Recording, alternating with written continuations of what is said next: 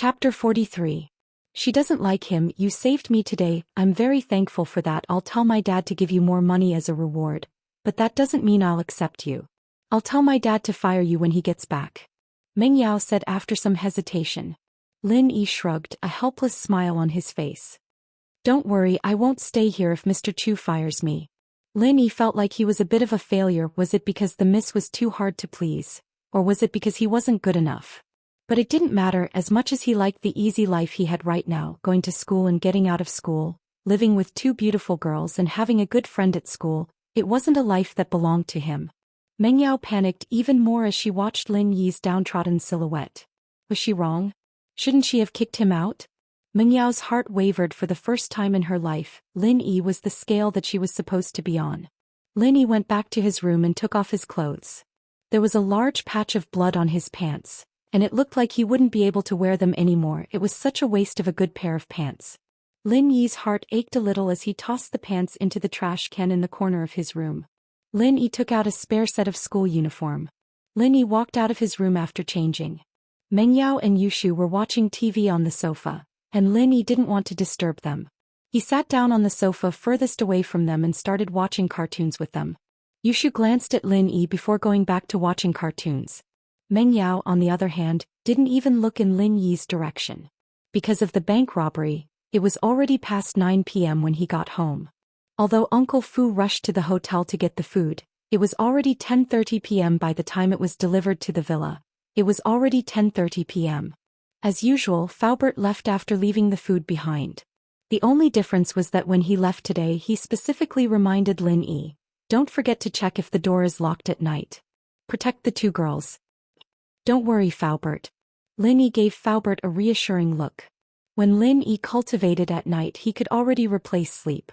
However, that was also the time when Lin Yi's spirit and senses were at their sharpest. Even the slightest movement couldn't escape Lin Yi's ears. Therefore, Lin Yi was very confident about the safety of the villa at night. Yushu cheered as she smelled the food. "I'm starving. There's finally food. Yao Yao sis, let's go eat." Meng Yao stood up and walked to the kitchen with Yushu. She was a little hungry as well, but there was an indescribable pressure in her heart. She wasn't as lively as Yushu. Yushu couldn't wait to open the sealed container as they sat at the dining table, salivating. "Yao Yao sis, it's braised chicken, tofu, hot and sour potato strips and pig's foot soup. This pig's foot soup must have been custom-made for breast enlargement." Meng Yao glared at Yushu, telling her not to talk nonsense. There was a man in the house and it wasn't the two of them anymore. Yushu shut her mouth. "It smells so good. I love tofu. I heard that if you eat too much tofu your skin will become whiter just like the tofu beauty in the textbook." Meng Yao picked up her chopsticks and put them down again, glancing at Lin Yi on the sofa. He was still watching TV. She didn't know why, but that lonely figure made Meng Yao feel very uncomfortable. He was fighting to eat with her yesterday, but he wasn't here today. It must have been because she ate his saliva yesterday. "Call your shield bro over for dinner," Meng Yao said to Yushu after some hesitation. "That's your shield bro, all right? I don't need a shield," Yushu said with a smile as she looked at Meng Yao, trying to figure out what was going on. "Why do you call him over for dinner? Let's just ignore him then," Meng Yao said coldly, feeling a little nervous under Yushu's pressure. "Well, I'll go get him then." Yushu smiled and stood up, calling out to Lin Yi in the living room. "Shield bro, it's dinner time. You guys eat first, I'll eat after you guys are done. Meng Yao doesn't like me," Lin Yi said gratefully as he looked at Yushu. This girl was really nice to him after all. He didn't make her noodles for nothing. Meng Yao's hand shook when she heard Lin Yi's words, and a piece of braised chicken fell onto the table. Meng Yao wanted to cry. She was the one who asked Lin Yi to come over for dinner, and this guy was treating Yushu like a kind-hearted person. He even said that she didn't like him. What a waste of my good intentions, Yao Yao said. Yushu was about to say something when Meng Yao pulled her back. "Ignore him, let him starve to death," Meng Yao said hatefully. She hated him to death. But Yao Yao, didn't you say you wanted him to eat with us? Why are you ignoring him now?" Yushu looked at Meng Yao strangely. "I changed my mind." Meng Yao humphed and hesitated. "Shoo, if you like him then call him over." "Me. But he said that you don't like him," Yushu said innocently. Meng Yao wanted to say that she didn't like him, didn't she? But if she said it out loud, wouldn't that make it sound like she liked him? Ming Yao's lips twitched, but she didn't say anything in the end. Let's eat. Sometime later, if she could go back in time, Meng Yao would have stood up and yelled at him without hesitation. I like you, I like you. Come and eat with me. Meng Yao didn't hesitate at all when she heard those words from him. But time couldn't be turned back, and it was destined that in the future, Meng Yao would spend many sleepless nights hugging the blanket that was soaked in tears. Meng Yao made her wish the moment the meteor streaked across the night sky. But was it really going to work? Looking at the starry sky, Meng Yao realized that she didn't know when it started, but the distance between them was getting farther and farther. Although it seemed to be within reach, there was an insurmountable ravine between the two of them, and this ravine was dug out by her own hands. Chapter 44. Let me tell you a secret. After the two girls finished eating, they went upstairs. It was already very late, about 11 o'clock. They still had to go to school tomorrow, so they should rest early at this time. Lin Yi stood up and walked to the dining table, a beautiful smile on his face. He didn't hear what Yushu and Meng Yao were talking about, but he saw everything that happened after Yushu told him to eat and sat down at the dining table. The two girls spoke very softly, but they didn't expect Lin Yi to be able to read lips. Lin Yi heard every single word Meng Yao said. So the miss was a girl with a sharp tongue but a soft heart. Lin Yi smiled faintly as he started cleaning up the leftovers. It wasn't really leftovers since the two girls didn't have big appetites. They wouldn't be able to finish 4 big boxes of food no matter how hungry they were. They only took a few bites of the braised chicken, evidently afraid of getting fat. In fact, being able to eat Meng Yao and Yushu's leftovers was a great blessing to the boys. Pin Liang, for example, wouldn't get sick of it even if he had to eat it every day. Lin Yi was famished and he let out a satisfied burp after finishing everything on the table. Footsteps came from behind him, but Lin Yi didn't turn around. He could tell from the footsteps that it was Yushu. The two's footsteps were slightly different, but Lin Yi could tell them apart. Wow. Shield bro, are you a pig? You can eat so much. As expected, it was Yushu. She was a little thirsty, so she went down to grab a drink when she saw the empty lunch boxes on the table. He jumped in fright. Haha. Lin Yi smiled. It's all right, but you two sure are wasteful, leaving so much food every day. We have you now, don't we? Yushu said disapprovingly. Evidently, it wasn't easy for them to understand the feeling of who knows how hard it is to eat in a big family like this. Lin Yi didn't say anything. He understood the difference in their environment, and there was no point in explaining things like that. Yushu and Meng Yao wouldn't understand anyway. Right, Shield bro, let me tell you a little secret. Yushu said mysteriously to Lin Yi as she took out a bottle of black tea from the fridge. What secret? Lin Yi blinked as he looked at Yushu. Sister Yao Yao said she didn't say she doesn't like you. You can eat with us next time. Yushu whispered. I see. I understand. Lin Yi nodded. Thank you. But next time I'll wait for you guys to finish eating. Why? Yushu asked. I'm afraid it won't be enough for you guys. Lin Yi smiled as he pointed at the empty lunch boxes on the table. Yushu said with a smile. I'm going upstairs, you rest early too. With that, she made a goodbye gesture and ran up the stairs. Lin Yi shook his head as he watched Yushu's figure disappear. This girl gave him a feeling that he couldn't see through. She looked cute, but she was actually very shrewd.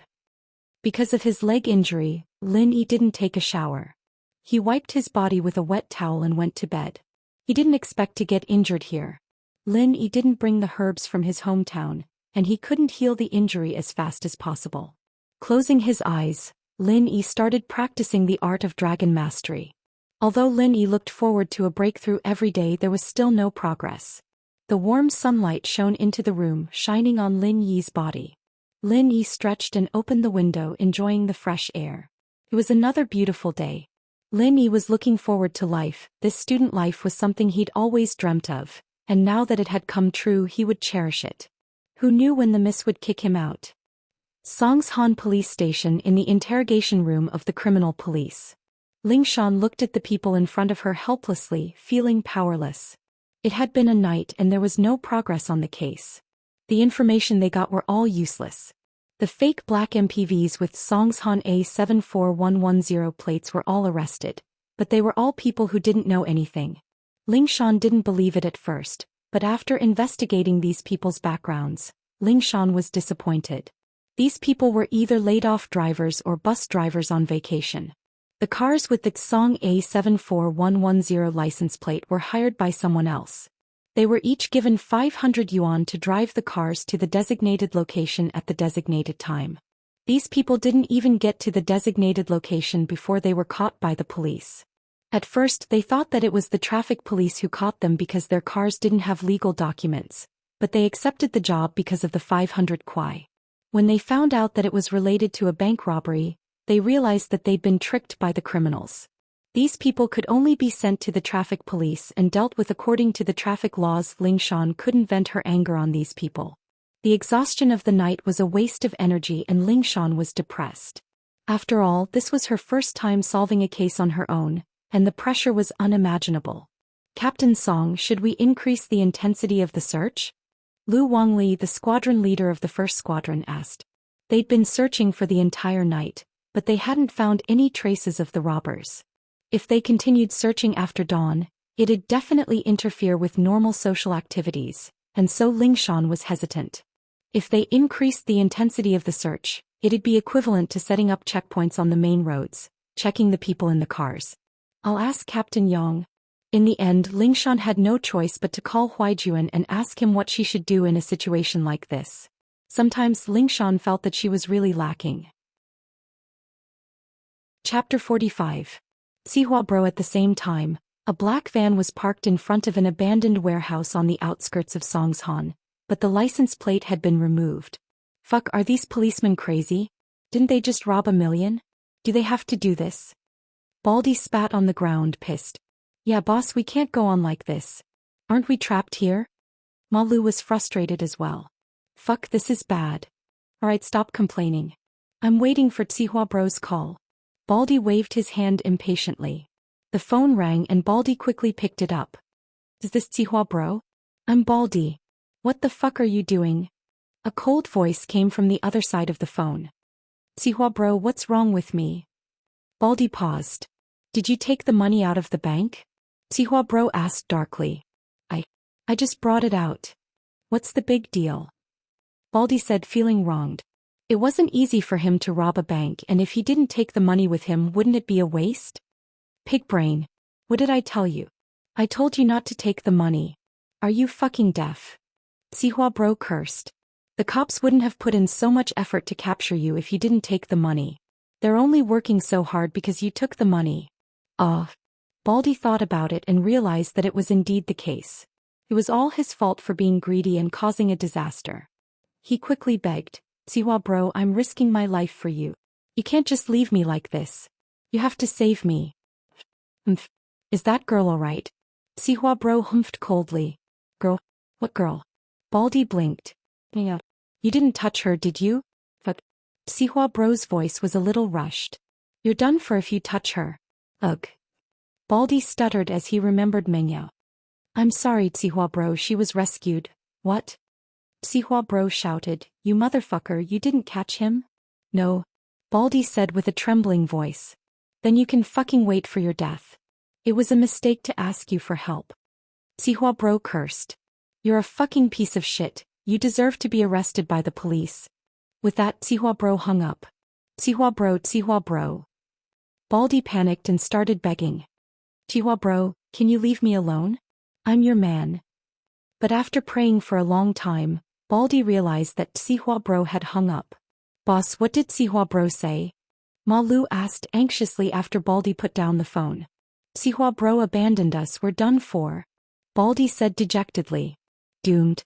Malu was taken aback. What do you mean? Sihua Bro doesn't care about us anymore? He doesn't care about us anymore because we didn't catch that Chu Mengyao girl. Baldy sighed as he sat on the ground. Motherfucker, you fucking Baldy, it's all your fault. That girl wouldn't have been able to get away if you hadn't been kidnapped by that kid. Malu suddenly became agitated as he jumped up from the ground and pounced at Baldy. You dare to rebel? Baldy was stunned. It was Lin Yi's noodle. Should she go? Mengyao would have turned around and walked away, pretending that she hadn't smelled anything, if it was for the sake of her pride and face. But the smell of the noodles was too tempting. Chapter 46. Chapter 46, Getting Close to the Dean. Wow, it smells so good. It's so delicious. Yushu commented as she ate. What was the big deal? She'd had a bowl yesterday anyway, it wouldn't make a difference. Meng Yao gritted her teeth as she walked towards the dining room. Meng Yao's actions weren't missed by Lin Yi at all, and Lin Yi smiled faintly. This Meng Yao was quite an interesting character. Meng Yao, come eat your noodles. Lin Yi encouraged, hoping to motivate Meng Yao even more. Thanks. Meng Yao's voice was as quiet as a mosquito's, surprising both Lin Yi and Yushu. Was this still Meng Yao? Meng Yao picked up her chopsticks as she sat down at the dining table. She felt like crying as she stared at the fragrant noodles in front of her, wondering if she'd gone a little too far with Lin Yi. He was actually a really good person. Yeah, at least he was a qualified nanny. Faubert's car stopped in front of the villa punctually at 7 in the morning, and Meng Yao, Yushu and Lin Yi walked out of the villa. Meng Yao didn't say anything, but there was less hostility in her eyes now as she looked at Lin Yi. Mr. Lin, according to the doctor's orders, you'll have to go to the hospital to get your bandages changed. Faubert said. I'll send Miss Chu and Miss Chen to school first, and then I'll drive you to the hospital to get your bandages changed. All right. Lin Yi nodded after some thought. The wound on his leg wasn't that big of a deal, but he didn't want people to think of him as a monster. Miss Chu, can you help Mr. Lin apply for leave? Faubert asked in a negotiating tone. Meng Yao didn't know what to say. She didn't hate Lin Yi that much anymore, but asking for leave on Lin Yi's behalf. How could she do that? Wouldn't everyone know that she was living with Lin Yi then? Faubert thought that Meng Yao and Lin Yi were still in conflict, so he turned to Yushu. Miss Chen, why don't you help Mr. Lin apply for leave? It's fine with me, it's just that Yao Yao doesn't want people to know that she's living with Lin Yi. Yushu said innocently but emphasized the word living with. Ugh. Li Fu slapped his forehead, realizing that Meng Yao was worried about that. That was true, how could a girl say something like that? Meng Yao didn't want to say it out. Meng Yao glared at Yushu. Yushu stuck her tongue out and shut her mouth. She'd said what she needed to say anyway. It's fine, I'm pretty familiar with the dean Wang Jifeng. I've got his number here. I'll give him a call later and ask him to contact the class teacher. Lin Yi said with a smile. Yao Mayo, and to Yushu was Yao Y-Y was. Long as long de dash dean. Long rid you, Yilin. That didn't seem possible. But if he didn't know the dean, he couldn't say something like that. Wouldn't his lie be exposed? Meng Yao and Yushu weren't the only ones who were surprised. Even Faubert was surprised. How did Lin Yi know the dean? Lin Yi saw through their confusion as well. He turned to Faubert. Faubert, can I borrow your phone for a while? Well, of course. Faubert said as he handed his phone to Lin Yi. Lin Yi took out a piece of paper from his pocket. There was still some blood on it. He had accidentally stained it yesterday. He dialed the number on the paper and the call went through after a while. Oh, is this Yushu? Lin Yi asked. Yes. Who is this? Jifeng was busy with his lover. He jumped when the phone rang. He picked it up and saw that it was an unknown number. His tone was a little unfriendly. Lin Yi. Yushu, I hope I didn't disturb you? Lin Yi said with a smile. Oh no. Yushu's heart skipped a beat. His tone became very friendly. It's Lin Yi.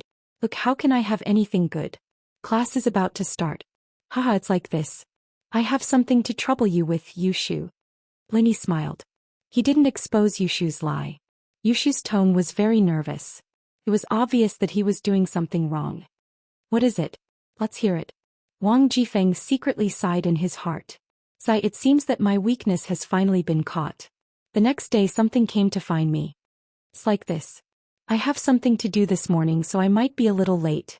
Please tell my homeroom teacher and ask for a leave. I'll be there around 10. Lin Yi said. Oh, that's it?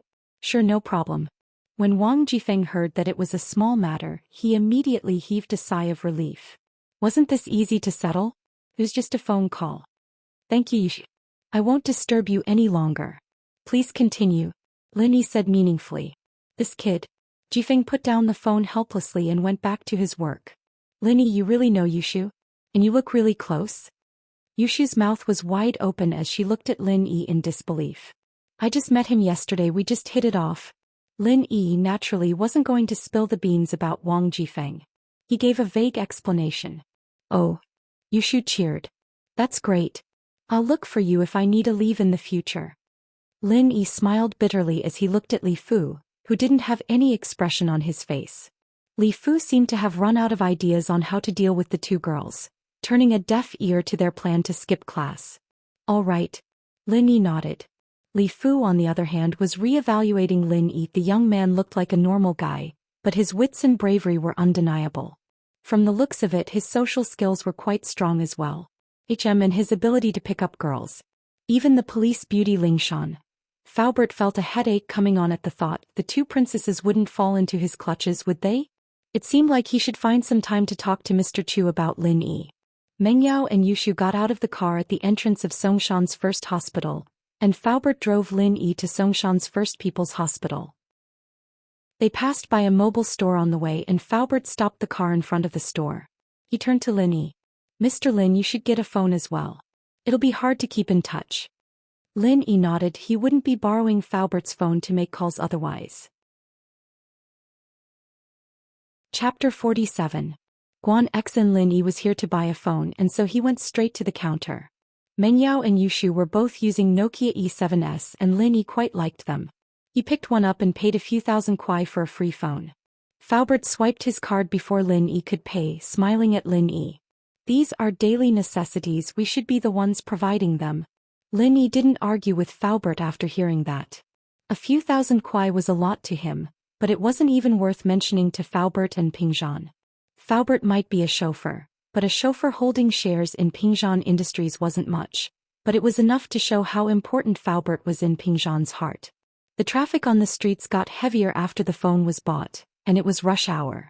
Faubert smiled bitterly. Looks like it'll take up a lot of time again. Speaking of which, Mr. Lin, why are you so close with Dean Wang?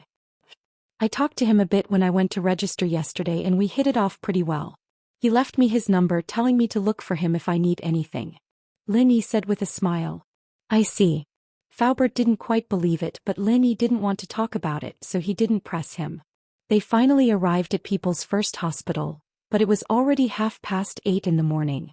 They'd walked for about an hour before they arrived. They found Dr. Sun Weiman, who was very happy to see Lin Yi. He smiled at him. Little hero, you're here. You're recovering pretty fast, aren't you? You can even walk like that. Anyone else would have been using crutches. Dr. Sun, please don't call me little hero. It's a little awkward. Plus, I'm no hero. Lin Yi was embarrassed by Sun Weiman's stare. Lin Yi felt that there was something wrong with Sun Weiman's smile. He deserves to be a hero. You deserve it. Sun Weiman waved his hand and smiled like an elder. But young man, you're a bit too romantic. Yesterday's incident with that female police officer has become the talk of the hospital. Even the policewoman admires you, little hero. Huh?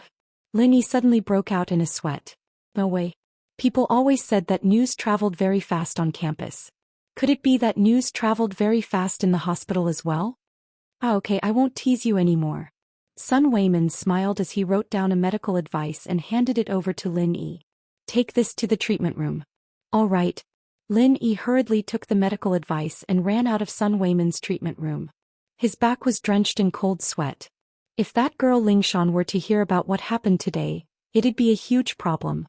He'd tried his best to convince her last night, but she'd had nothing to say about it. Wouldn't she come looking for him when she realized what had happened? Just thinking about it gave Lin Yi a headache. The treatment room was right in front of the treatment room. Lin Yi knocked on the door. A very gentle voice came from inside. Please come in. The voice of a beautiful nurse was really nice to hear. Lin Yi opened the door casually and walked in. Hello, I'm here to change my dressing. The nurse in the treatment room raised her head in surprise and looked at Lin Yi. You're okay? What do you mean I'm okay? I haven't changed my dressing yet. Lin Yi didn't know what was going on. The nurse was quite pretty with a round face and big eyes. Was she a psychopath or something? You don't recognize me? Guan Xen pouted and looked at Lin Yi with a pitiful look. Yesterday was Guan Xian's first month's salary. She was very happy. She was finally independent. She didn't need to be called a money worshipper by her family anymore. In fact, Guan Xen didn't lack money. On the contrary, her family was very rich. But Guan Xen didn't want that.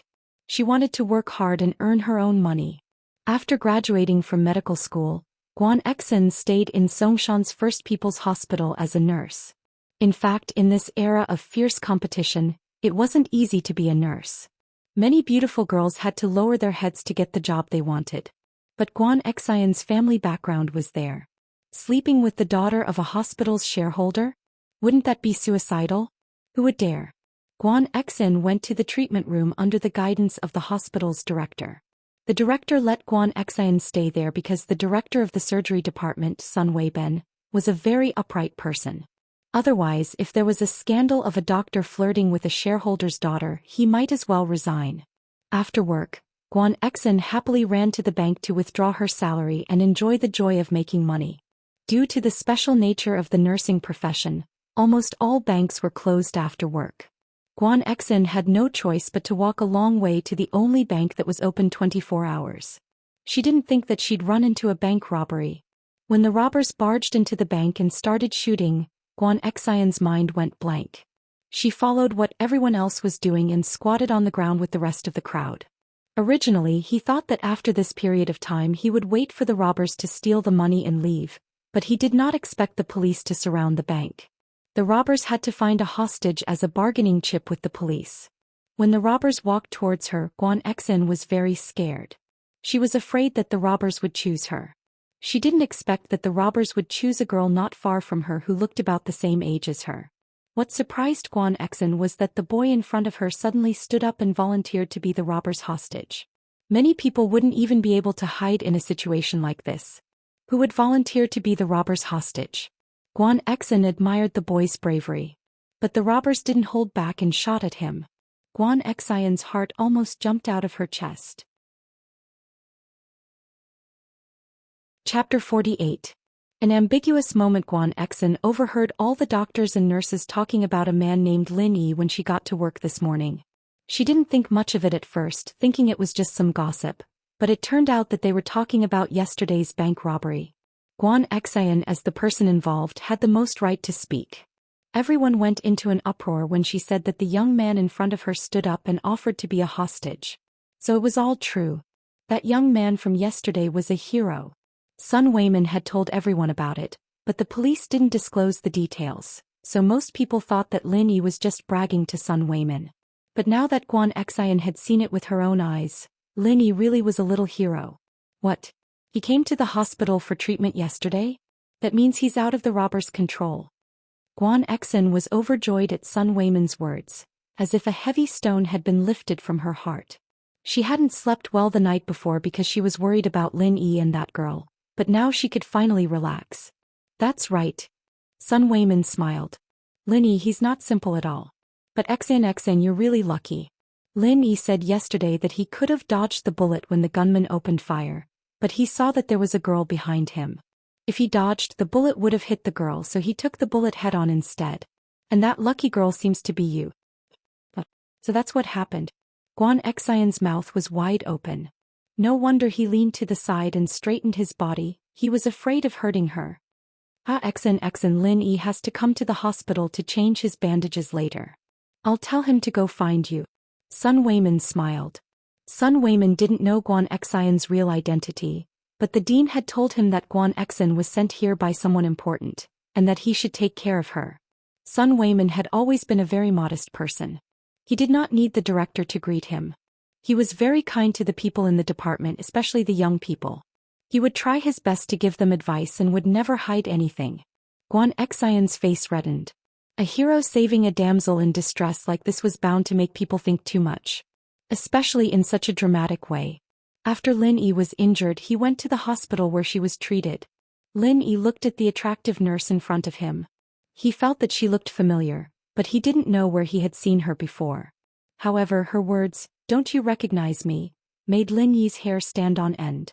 Why do I feel like a heartless man who cheated a girl of her feelings? You are? Lin Yi looked at the girl in front of him suspiciously. He wanted to find some clues from her big bright eyes, but unfortunately, Lin Yi still couldn't remember who she was. It was no wonder. She was just a passerby that Lin Yi met yesterday. He didn't even know her name, so there was no way that Lin Yi would have any impression of her. Thank you for blocking the bullet for me yesterday. Guan Exin was a bit disappointed that Lin Yi didn't recognize her. She took the initiative to tell him how they met. "Ah, it's you." Lin Yi finally remembered who the girl in front of him was. She was the girl behind him at the bank yesterday. "You remember?" Guan Exin was a bit happy that Lin Yi remembered her. "Actually, the robber was going to shoot me yesterday. I can't hurt others just because I dodged the bullet, so you don't need to thank me," Lin Yi explained. "You don't need to feel bad about it." Oh. Guan Exin didn't know what to say after hearing Lin Yi's words. She nodded and the atmosphere became a bit awkward. "All right, help me change the bandages." Lin Yi smiled. "Nice to meet you, pretty nurse. I'm Guan Exin." Guan Exin was amused by Lin Yi. She took the medical order from Lin Yi and started preparing the medicine. When she was done, she saw that Lin Yi was still standing there. She couldn't help but laugh. "What are you doing? Hurry up and take off your pants."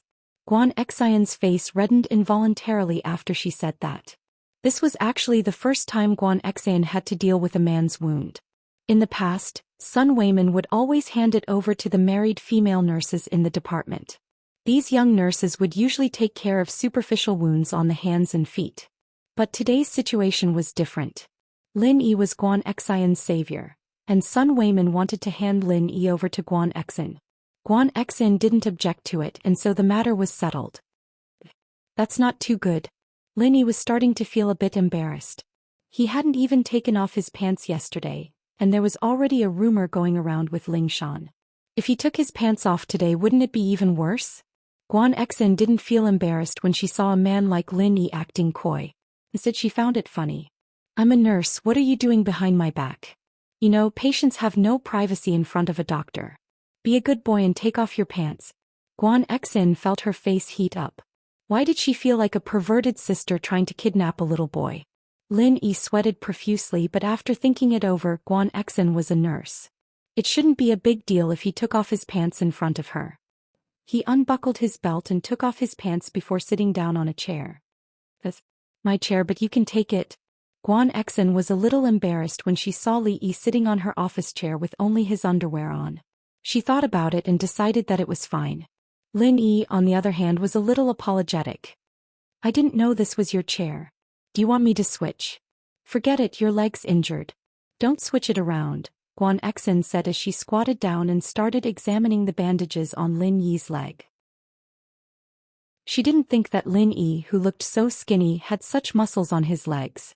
No wonder he was able to leave with the criminals after getting shot. Guan Exin was a little surprised. Guan Exin carefully unwrapped the bandages, but the more careful she was, the more nervous she got. Especially when she saw the bulge in Lin Yi's underwear, Guan Exin felt her breathing quicken. Her hands trembled slightly and her face was as red as the sunset. Guan Exin was nervous, but Lin Yi wasn't any better. A beautiful girl in a nurse's uniform squatting down on his crotch. It was inevitable that his imagination would run wild. Chapter 49. Find me tomorrow. Guan Exin was feeling the warmth of Guan Exin's hand. She'd accidentally touched Lin Yi, so she couldn't help but lower her head in embarrassment. She didn't want Lin Yi to see the look on her face, and that was when tragedy struck. Guan Exin couldn't help but cry out as she stood up, but she was too embarrassed to even lift her head up. Lin Yi looked at Guan Exin's face helplessly. "Who told you to touch him?" But since it had already happened, he had no choice but to apologize awkwardly. "I'm sorry. I couldn't help myself." Guan Exin felt bad when Lin Yi apologized to her first. She knew very well that Lin Yi had been acting normally, and it was only because she'd accidentally touched him that he'd reacted. She was the one to blame. "It's not your fault. I'm a nurse, I shouldn't have cared about stuff like that. It's just that my thoughts were a bit impure," Guan Exin explained. If it had been anyone else, Guan Exin wouldn't have been so nice to them. She'd have slapped them a long time ago, but Lin Yi was different. He was her savior, and Guan Exin was filled with guilt at the gunshot wound. She thought that he'd gotten shot because of her, and that was why she was being so nice to him. "He's all right." Lin Yi pointed at his lower body a little self-deprecatingly. "Let's continue, yeah?" Guan Exin nodded, putting aside the awkwardness from before as she carefully changed Lin Yi's bandages. The bandages stuck to the wound and Lin Yi gritted his teeth at the feeling of it tearing. "The wound's healing pretty well. I can't believe you had the surgery yesterday." Guan Xin looked at the wound on Lin Yi's leg, a little surprised. Yes, my skin fits better, Lin Yi explained. He definitely couldn't tell her that it was because he practiced the art of dragon mastery. Both of them looked a little awkward after the medicine was changed, but it was Guan Xin who smiled generously. You can come back in 3 days. Just come find me. Okay. Lin Yi nodded and ran out of the Department of Surgery's treatment room as if he was fleeing. He only breathed a sigh of relief when he reached the ground floor. What an embarrassing day. Faubert had been waiting for Lin Yi in the car. Lin Yi didn't let him go up just now because he had no problem moving, so Lin Yi didn't want to torment Faubert. Did you change the medicine? Seeing Lin Yi coming out of the hospital, Faubert opened the door and asked. Yes, it's done. Lin Yi nodded.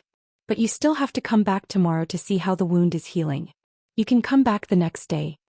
Guan Xin actually wanted Lin Yi to come back the day after tomorrow since she was off work the next day, but she was afraid that Lin Yi's wound would change again. That was why she wanted him to see how it was healing first.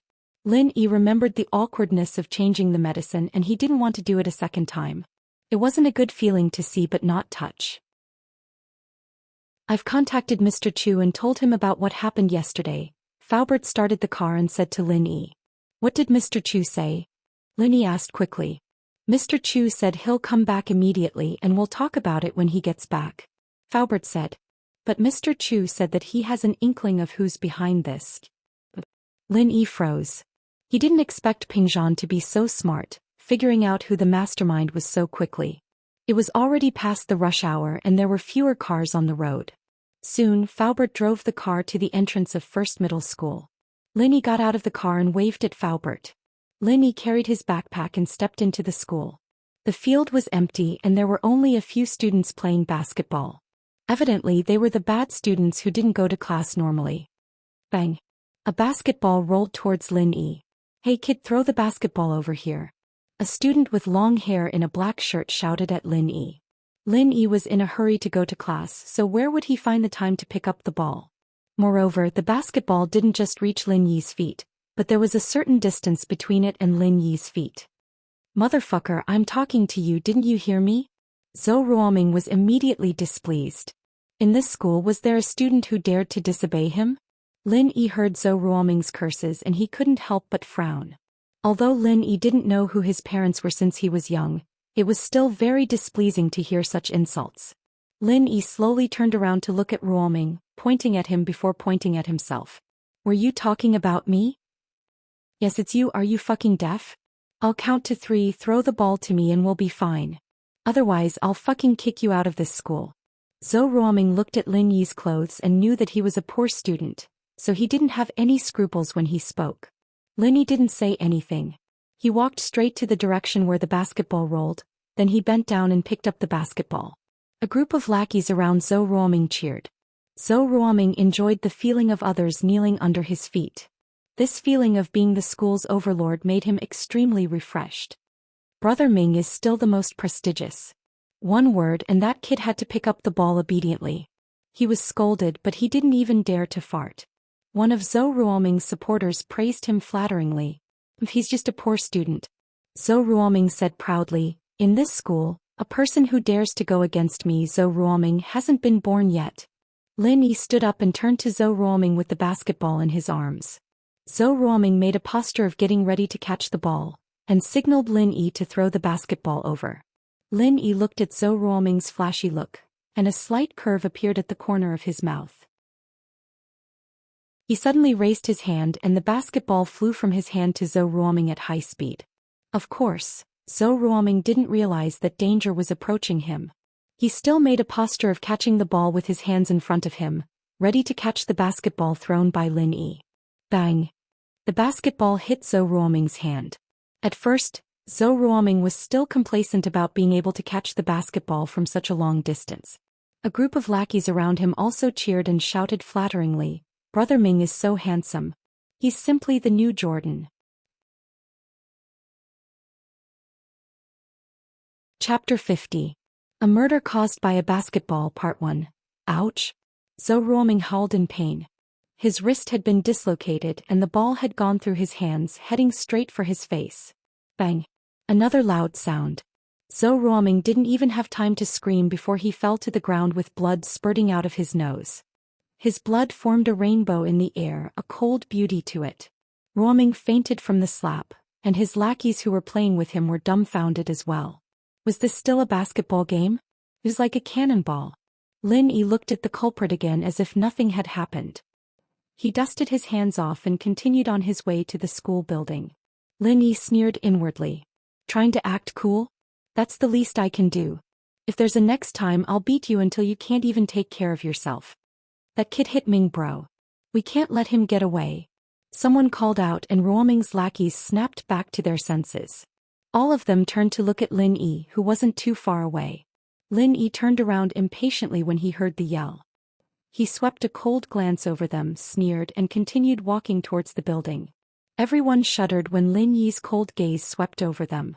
It was a beautiful wish to avenge Ming bro, but when it came to it, they looked at Zhou Ruoming's deformed wrist, his face covered in blood, and no one knew if he was dead or alive. They all flinched. This was the work of a basketball? With Zhou Ruoming as an example, no one dared to provoke Lin Yi. Who was the dumbest? Even their boss was lying on the ground. What else could they do that was better than Zhou Ruoming? The group of people lowered their heads. The subordinate who had shouted earlier also shut his mouth. Everyone hurriedly carried Zhou Ruoming and rushed to the school hospital. Pin Liang didn't go to school today. He called up one of his father's underlings. Heibao Bro was part of the underworld in Songshan, and he was in charge of his father's nightclub, Golden Age. Pin Liang had asked him to teach Lin Yi a lesson, but Heibao Bro hadn't thought much of it at first. He was just a student after all. There was no need for him to do it himself. He'd just send a few of his lackeys and they'd be able to take care of it. Pin Liang's group couldn't even handle a student, and he was quite disdainful of them. However, he didn't say it out loud because of Pin Liang's father. After all, he was the young master of the corporation. Brother Heibao was not stupid. Why would he offend him for no reason? However, he still couldn't let go of his pride to deal with a little cub. Pin Liang, however, couldn't take Pin Liang's coaxing and pestering, saying that the new transfer student was very strong, and that he was a martial artist. Heibao Bro had no choice but to bring his men to take a look. He'd finally gotten Heibao Bro's help and Pin Liang was filled with joy. Heibao Bro was famous for his fighting prowess. There was once a guy from the provincial mixed martial arts team who got drunk and caused a scene in a nightclub. Many security guards couldn't do anything to him, but Heibao Bro had taken that professional out in just a few rounds. Pin Liang couldn't help but be impressed. As far as he was concerned, as long as Heibao Bro was involved, that Lin Yi kid could eat shit today. He wouldn't stop until he made him kneel in front of him and call him Liang Bro. However, Pin Liang, Gao Xiaofu and Zhang Naipeo had arrived at school early, and Lin Yi was nowhere to be seen by the time the first class started. Pin Liang was starting to panic. Was the kid scared and not coming? Didn't that mean he'd wasted his time looking for Heibao Bro? There was no point in staying in the classroom without Lin Yi. With a wave of his hand, he left the classroom with Gao Xiaofu and Naipeo. Liang Bro, do you think that Lin Yi kid got scared after he went back yesterday? Maybe he pissed us off and decided not to come to school anymore? Xiaofu analyzed. That's a possibility. Pin Liang frowned as well. This was what he was worried about the most. No way he can hide for a while, but can he hide forever?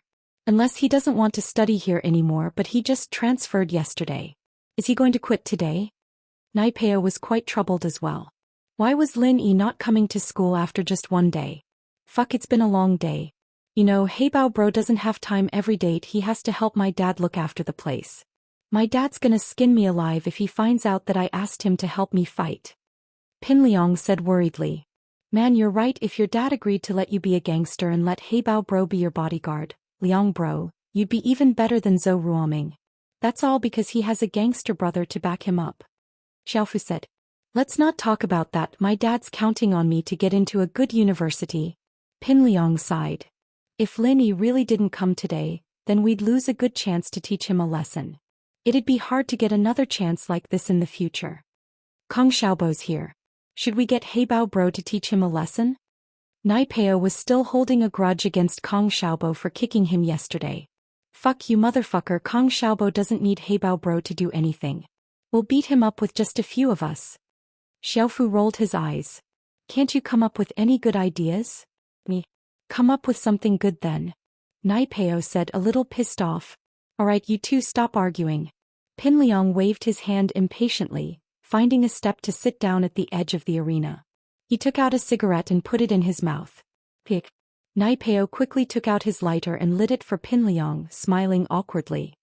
Looks like Zhou Ruoming's group is playing basketball over there. Liang bro, should we go over and play a bit? Xiaofu said as he pointed at the group playing basketball on the other side of the court. Not interested. Pinliang looked at Zhou Ruoming and the others, shaking his head. If Lin Yi doesn't come soon, then I'll have to call Heibao bro and tell him to come another date. Liang bro. Look. Naipeo called out all of a sudden. Fuck, what the fuck are you shouting for? Pinliang was quite taken aback by Naipeo's sudden outburst. He glared at him, not in a good mood. It's not Liang bro, it's Lin Yi. Naipeo stuttered. What do you mean it's not Liang bro, it's Lin Yi?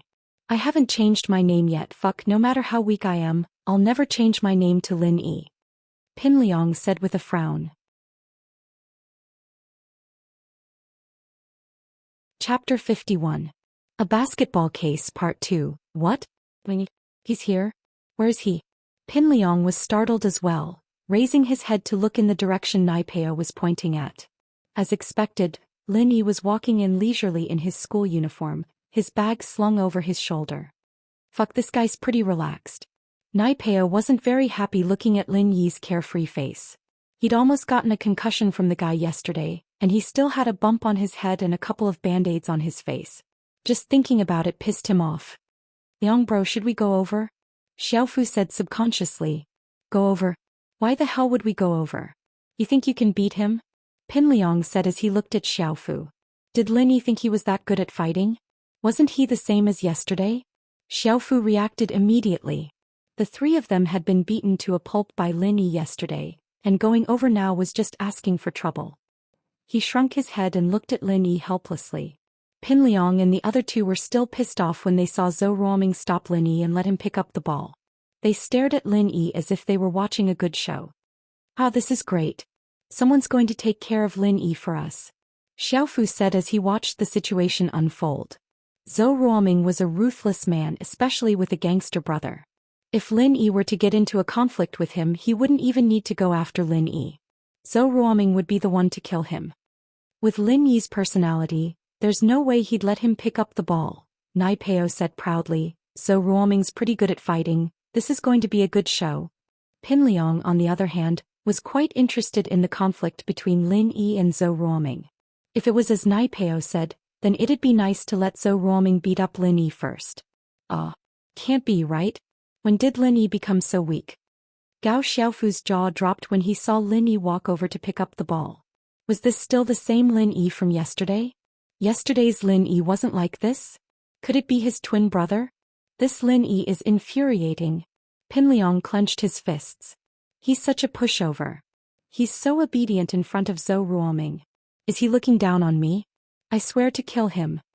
Naipeo and Xiaofu were pissed as well. This was a provocation, a naked provocation. Were they any worse than Zhou Ruoming and the others? While the three of them were still angry, a dramatic scene happened. Lin Yi threw the basketball and it hit Zhou Ruoming's hand. It went through his hand and hit his face. After that, Zhou Ruoming's nose started bleeding and he fell to the ground. Fuck, no way. Naipeo's mouth was wide open. I knew Lin Yi wasn't a good person. There's no way he'd be this obedient. Pinliang let out a sigh of relief. To be honest, he was pissed that Lin Yi had lowered his head to Zhou Ruoming. And now that he'd seen Zhou Ruoming fall to Lin Yi like he had yesterday, he was finally able to vent his frustration. Zhou Ruoming wasn't even as good as he was yesterday. Zhou Ruoming's really unlucky this time. Fuck, who told him to piss off that Lin Yi kid? He's a fucking lunatic. Xiaofu couldn't help but gloat at Lin Yi's actions on the balcony yesterday. Looks like only Heibao bro can take him on, we're not his match at all. Pinliang was still a little pissed off yesterday, thinking that Lin Yi had only beaten the three of them because of the element of surprise, but today they realized just how terrifying Lin Yi was. He was super strong and he'd been able to knock Zhou Ruoming out with a basketball from so far away. That's true. Naipeo nodded in agreement.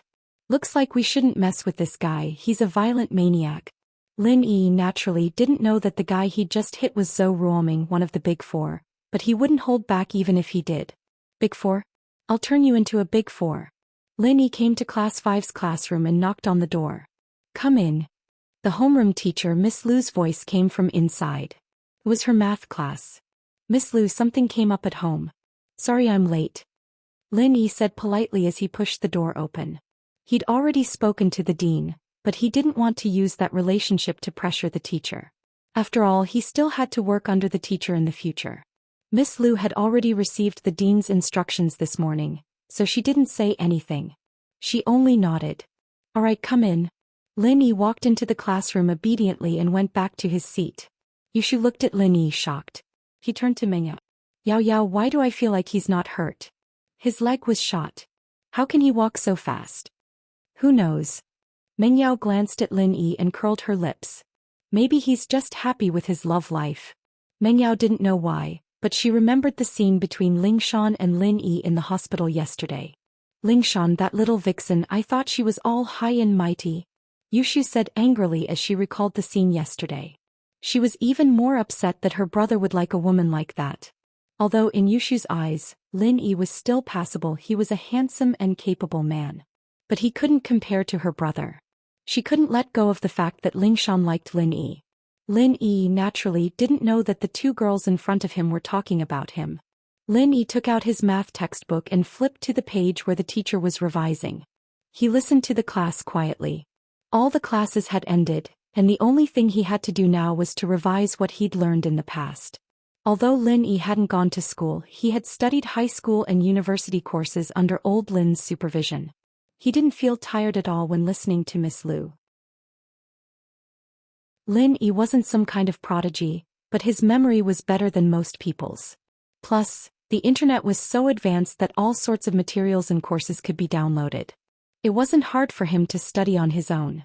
Looking at Pinliang, Xiaofu and Nai Peo's seats, Lin Yi realized that they weren't in the classroom.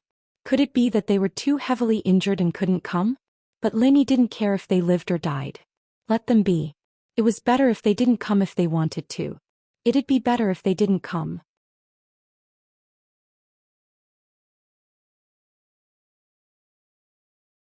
Kong Xiaobo was tall, so he stood at the back.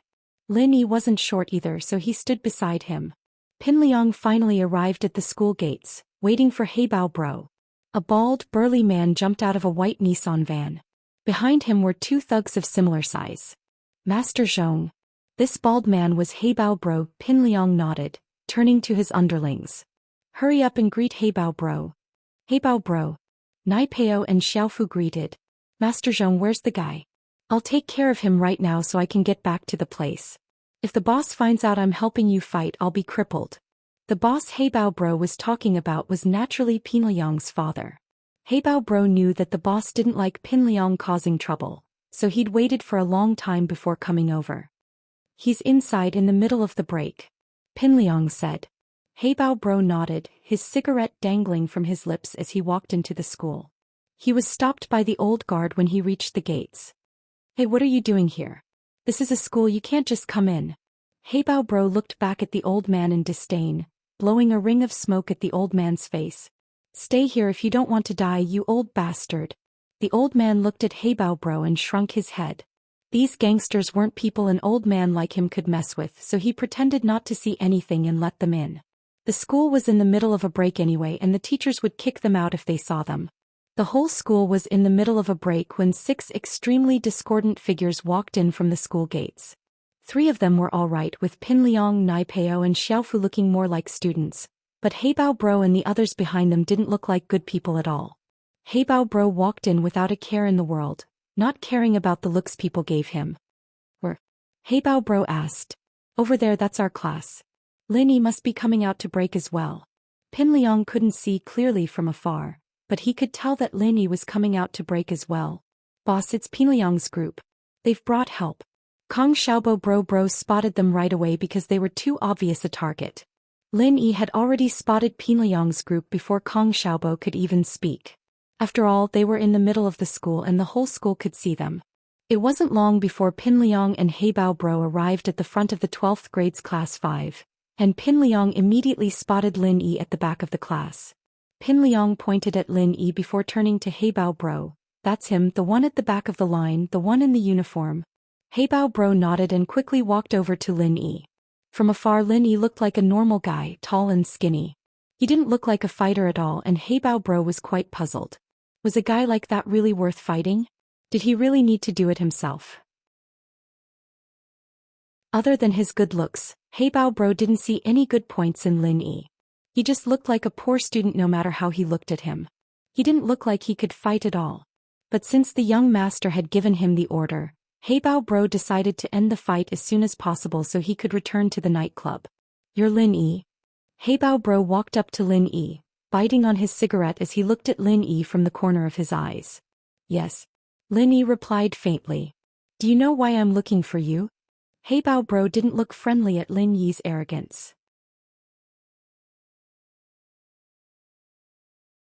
Chapter 53. It was a sensational fight. Part 2. Fuck. You're pretty fucking cocky, huh?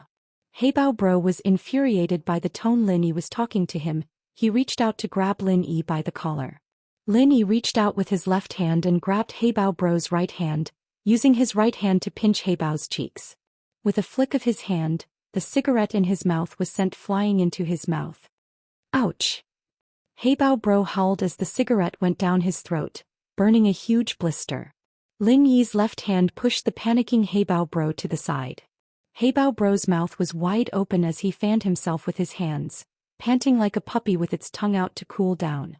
Zhou Ruoming lay in the school hospital for half a day, getting massaged and massaged before finally waking up. After putting a band-aid on his nose, he was helped out by his subordinates. Even then, his head was still ringing. What the fuck, which class is that kid from?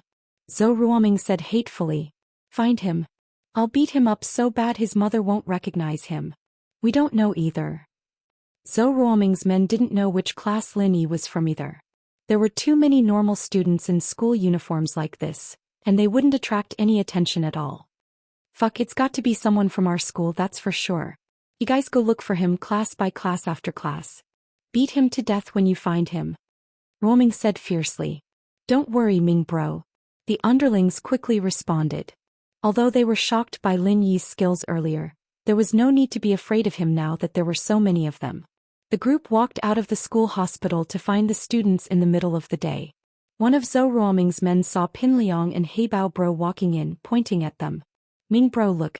Isn't that Pin Liang's group? They don't look like students from our school. Zhou Ruoming raised his head and looked in the direction his man pointed. Pin Liang, Gao Xiaofu and Zhang Naipeo walked into the school with their heads held high, followed by 3 bulky men. Ruoming recognized the shirtless man in the lead, the one with the tattoos all over his body. It was Hey Bao Bro, one of the more famous people in the underworld. Ruoming's brother had drunk with him before, and Hey Bao Bro had brought Ruoming along as well, so Ruoming had an impression of him. That's Hey Bao Bro, he's very famous in the underworld. He's famous for his fighting prowess. I wonder why Pin Liang found him. Could it be that he wants to deal with our school's students? One of Zhou Ruoming's men guessed. I don't know, but isn't that a bit overboard? Why would he need Hey Bao Bro to deal with our school's students? Zhou Ruoming shook his head. He didn't know what Pin Liang was planning. Zhou Ruoming and his men sat on a bench in the schoolyard, watching the situation unfold. Ruoming was very curious as to who it was that made Pin Liang go to such lengths to get so many people to deal with him.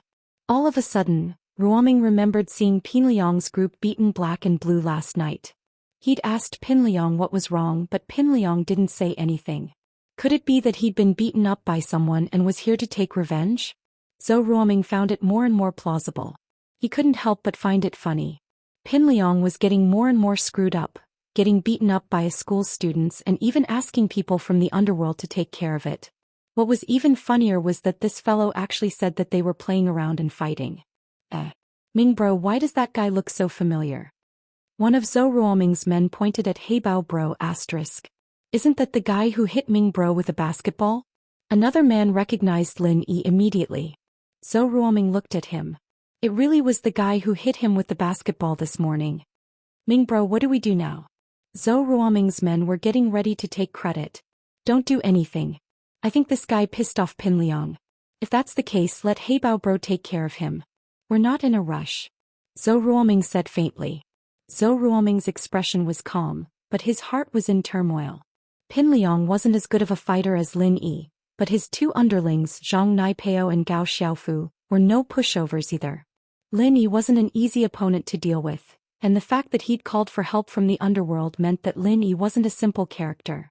He'd thought it was a coincidence that he got hit with the basketball, but now it seemed like that wasn't the case. If Lin Yi didn't have a few tricks up his sleeve, there was no way he'd get Heibao bro involved. As a result, Zhou Ruoming wasn't in a hurry to cause trouble for Lin Yi. With Heibao bro around, he'd let Heibao bro take care of the kid first. What happened next, however, stunned Zhou Ruoming and the others.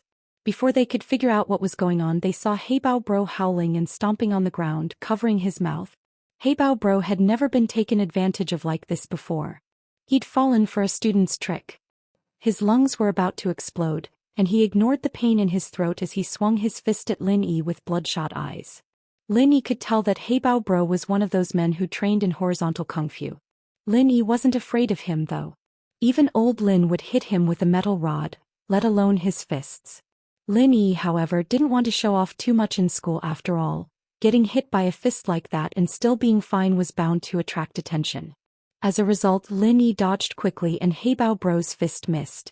Lin Yi moved behind Heibao bro in a flash, and Lin Yi raised his leg aiming for Heibao bro's butt. Of course, this was the same move Lin Yi had used on Pin Liang before entering school.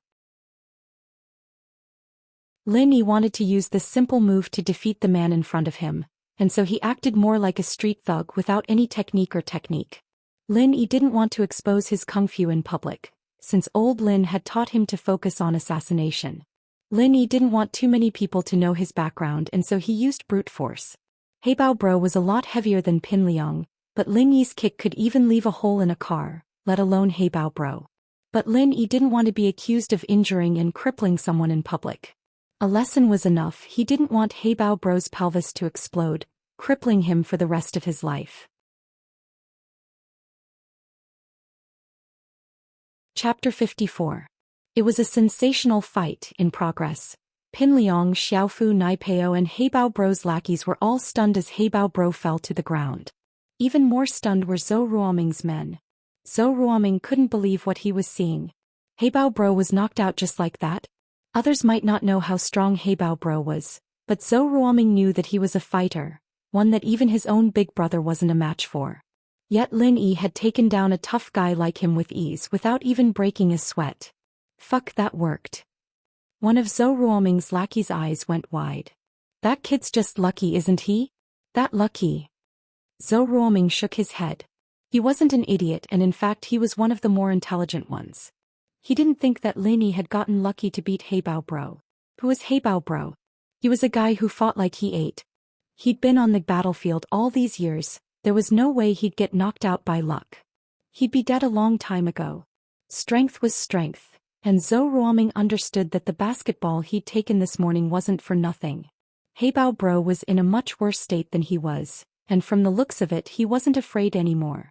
As expected, Lin Yi wasn't planning on taking Heibao bro's life, but he wasn't going to let him go that easily. The kick didn't cause the pelvis to explode, but the bones were definitely fractured. Heibao bro would be in the hospital for a month or so. Heibao bro's lackeys weren't expecting Lin Yi to be this troublesome, taking down their boss in one go. Their eyes reddened as they charged towards Lin Yi. Lin Yi was getting impatient. Today was his first day in class, and he'd been planning on learning from it. But these guys were messing with his plans. Kill him for me. Brother Heibao struggled a few times, but he could no longer endure the pain in his lower body. He gritted his teeth and a fierce glint flashed in his eyes. It had been many years since he had suffered such a loss. Now he had suffered such a great loss at the hands of a student. This was something he could not tolerate. Today it was either you die or I live. If he allowed Lin Yi to continue being so carefree, then he, Brother Black Panther, wouldn't be able to mingle anymore. Brother Heibao's hysteria finally enraged Lin Yi. He didn't want to do anything to Brother Heibao, but this guy didn't know what was good for him and even wanted to kill him. Lin Yi frowned and stepped on Brother Heibao's cheek. Crack. Brother Heibao screamed as his jaw shifted. Lin Yi's actions scared the hell out of Brother Heibao's two underlings. These two were Brother Heibao's newly recruited subordinates. They hadn't participated in any fights before. Today Brother Heibao brought them here to broaden their horizons and boost their courage. After all, beating up a defenseless student was the only way to cultivate the thrill of violence in these two men. But now the situation was the exact opposite. The one who was beaten to a pulp was indeed Brother Heibao.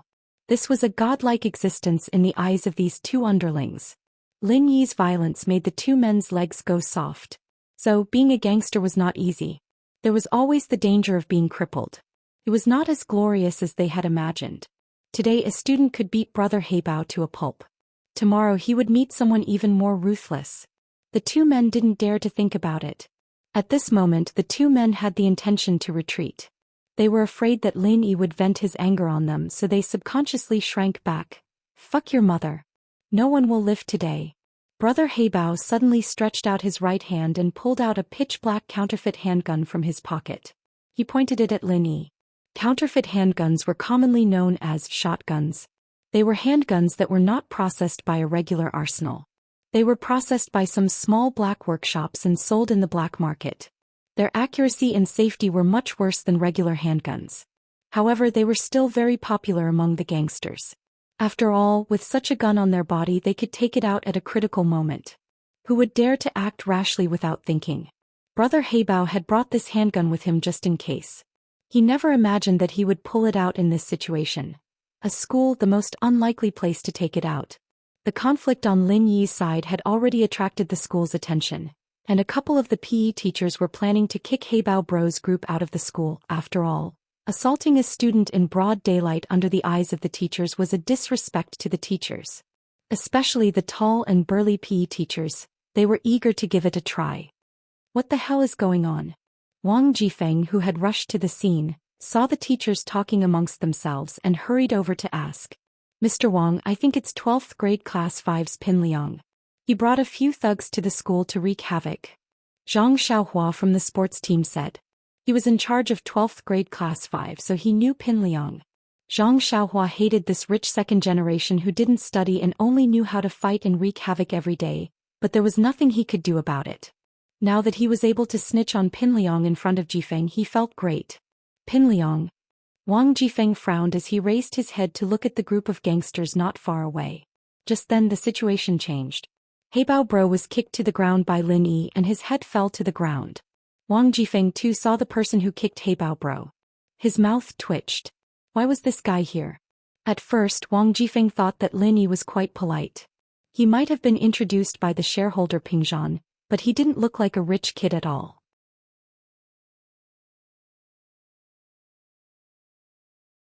Chapter 55. It was a sensational fight. Part 2. Guns. They're armed.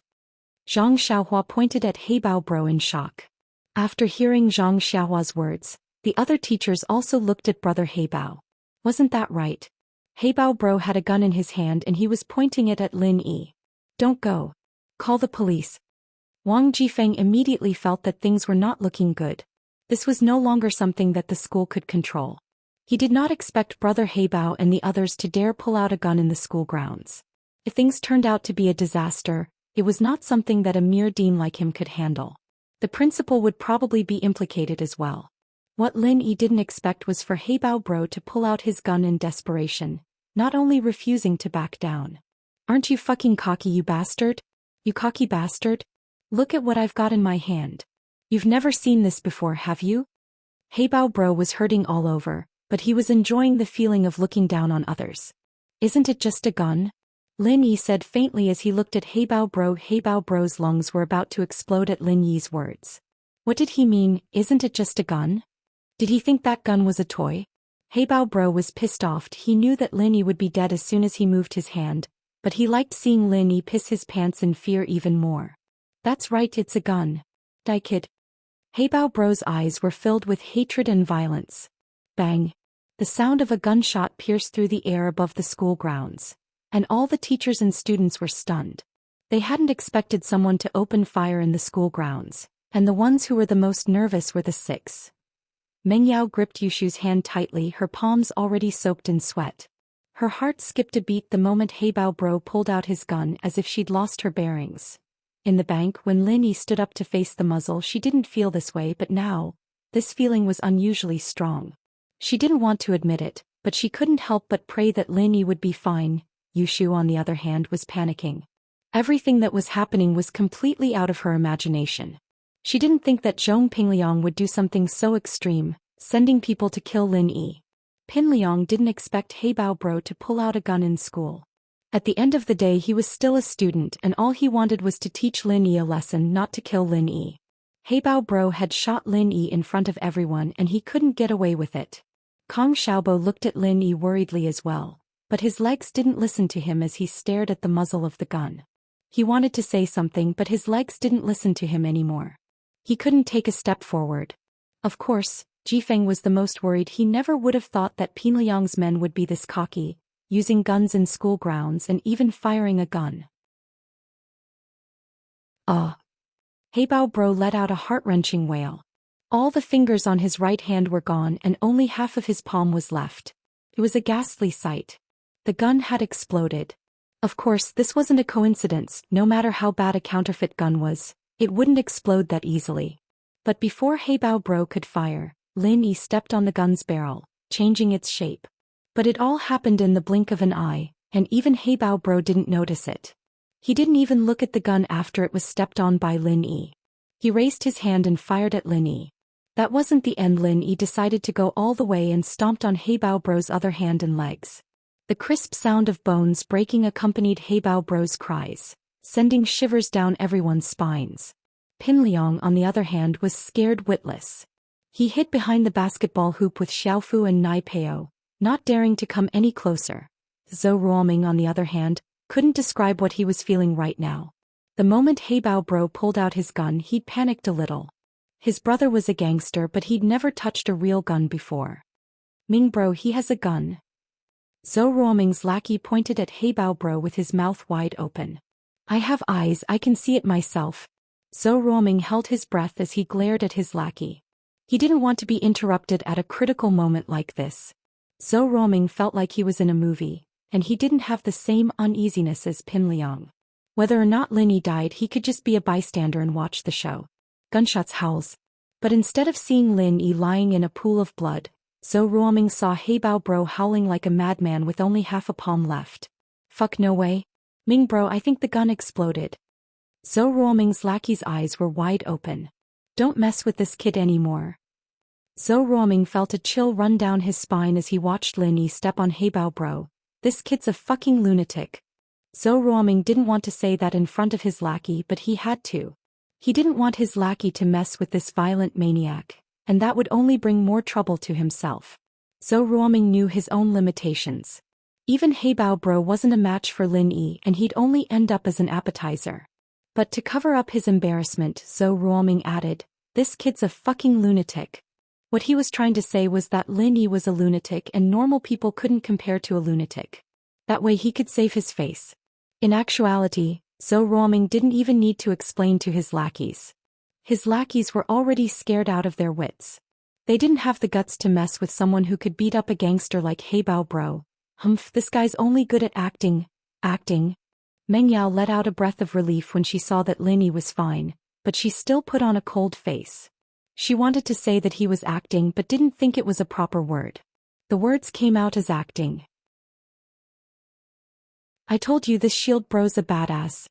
Yushu let out a breath of relief as well, her smile returning to her face as she said to Meng Yao.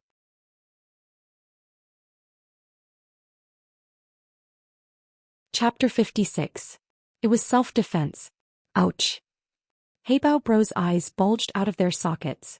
Kong Xiaobo didn't seem to be satisfied with that as he gave him another kick. This time Hey Bao Bro fainted. Lin Yi shook his head at Kong Xiaobo. That was one of the more vulnerable parts of the human body, and continuous blows could be fatal. Lin Yi might have looked cruel, but he hadn't hit Hey Bao Bro anywhere near fatal. Lin Yi didn't want this guy he'd just met at school to end up in jail for murder after all. Stop, he won't be able to take it anymore. Ugh. Kong Xiaobo woke up from his hot-bloodedness after hearing Lin Yi's words. He looked at the unconscious Hey Bao Bro in disbelief. Xiaobo's personality had always leaned towards the cowardly side, and he'd never really gotten into a fight since high school, but in his heart he was looking forward to a good fight. After all, it was a shame that he'd never gotten into a fight before as a man. But today he'd done it. The excitement he'd felt just now was too much for him to contain. An ear-piercing siren sounded. Several police cars drove into the first high school with their lights flashing and sirens blaring. Lingshan was quite troubled. Why did so many things happen in Songshan when Captain Yang wasn't home? First the bank robbery, and now a gun-wielding Communist Party member in a school. Lingshan didn't dare be negligent when she heard that it was a gun-wielding Communist Party member. This was a major criminal case. Lingshan ordered her fully armed men to get ready as soon as they entered the school, and they rushed to the scene of the crime. People in front, listen up. You've been surrounded. Please put down your weapons and fight for leniency. The police officer started yelling under Lingshan's orders. Lin Yi frowned. Why were the police here?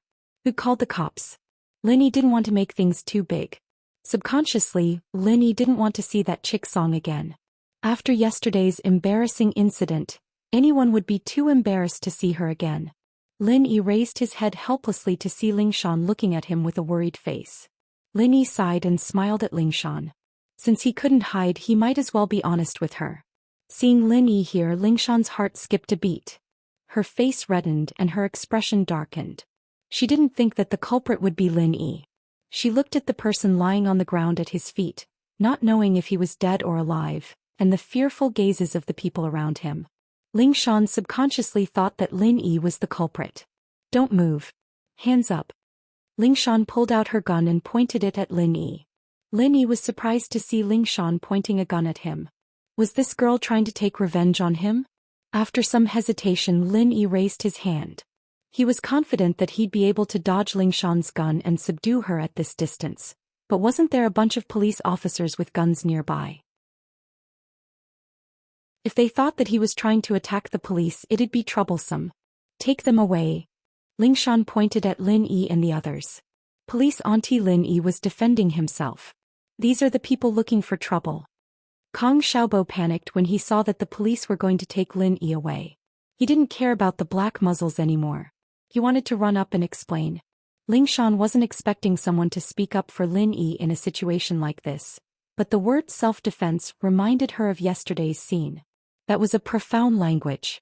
Two completely different words but the same pronunciation. Lingshan's eyes lit up. And so Lingshan's face turned cold again. We'll investigate the real situation. Take them away. Lin Yi smiled gratefully at Kong Xiaobo. He said softly, this girl has a grudge against me. She's trying to mess with me. It's fine. Kong Xiaobo paused. He didn't think that Lin Yi would have a grudge against Lingshan. He was about to say something when Lingshan walked over herself. Her eyes were wide and angry. Evidently she'd heard what Lin Yi said. Lingshan hated people who used their position for personal gain. She was furious when she heard Lin Yi say that she was using her position to mess with him. If she wanted to mess with him, would she have let him go yesterday? At the thought, a wave of anger rose up in her and Lingshan was starting to lose her mind. She grabbed Lin Yi's shoulder and said coldly, what are you mumbling about? Are you colluding with me? We'll talk when we get to the police station. Lin Yi curled his lips at Kong Xiaobo. He's just like I said. This girl is obviously here for me. Lingshan really wanted to kick Lin Yi's ass, but she held it in. She didn't want to lose her job because of Lin Yi. At that moment, Wang Jifeng rushed over, sweating profusely. The principal Ding Binggong came with him. He was in his office planning the school's bright future. This year, the board of directors had allocated a large sum of money to the school. Ding Binggong planned to use this money to upgrade the school's facilities and apply for the National Model High School selection. Ding Binggong was quite capable. Otherwise, he wouldn't have been able to become the principal of a school like this. The board of directors valued ability and everything else was secondary. If the school didn't develop, then he'd step down. As a result, the school's rapid development couldn't be separated from Ding Binggong's efforts. The sound of an explosion passed through the window. Ding Binggong couldn't help but frown. Didn't he say it many times? Setting off firecrackers in school was forbidden. Ding Binggong sighed. The rich kids in school had always been a thorn in his side. It was fine if they didn't study, but if they didn't disturb others, then Ding Bing Gong would thank the heavens and earth. But a while ago, there was an incident of students setting off firecrackers in school. It pissed Ding Bing Gong off and he swore that he'd expel these delinquent students for ignoring school rules. But after some investigation, Ding Bing Gong couldn't help but feel discouraged. The one who set off the firecrackers was 12th grade class 5's Pin Liang, and the one who egged him on was his classmate, Yu Shu. If Pin Liang's background wasn't enough to shake Ding Bing Gong's resolve, then Yu Shu, dismiss. Ding Bing Gong really didn't dare do anything to her.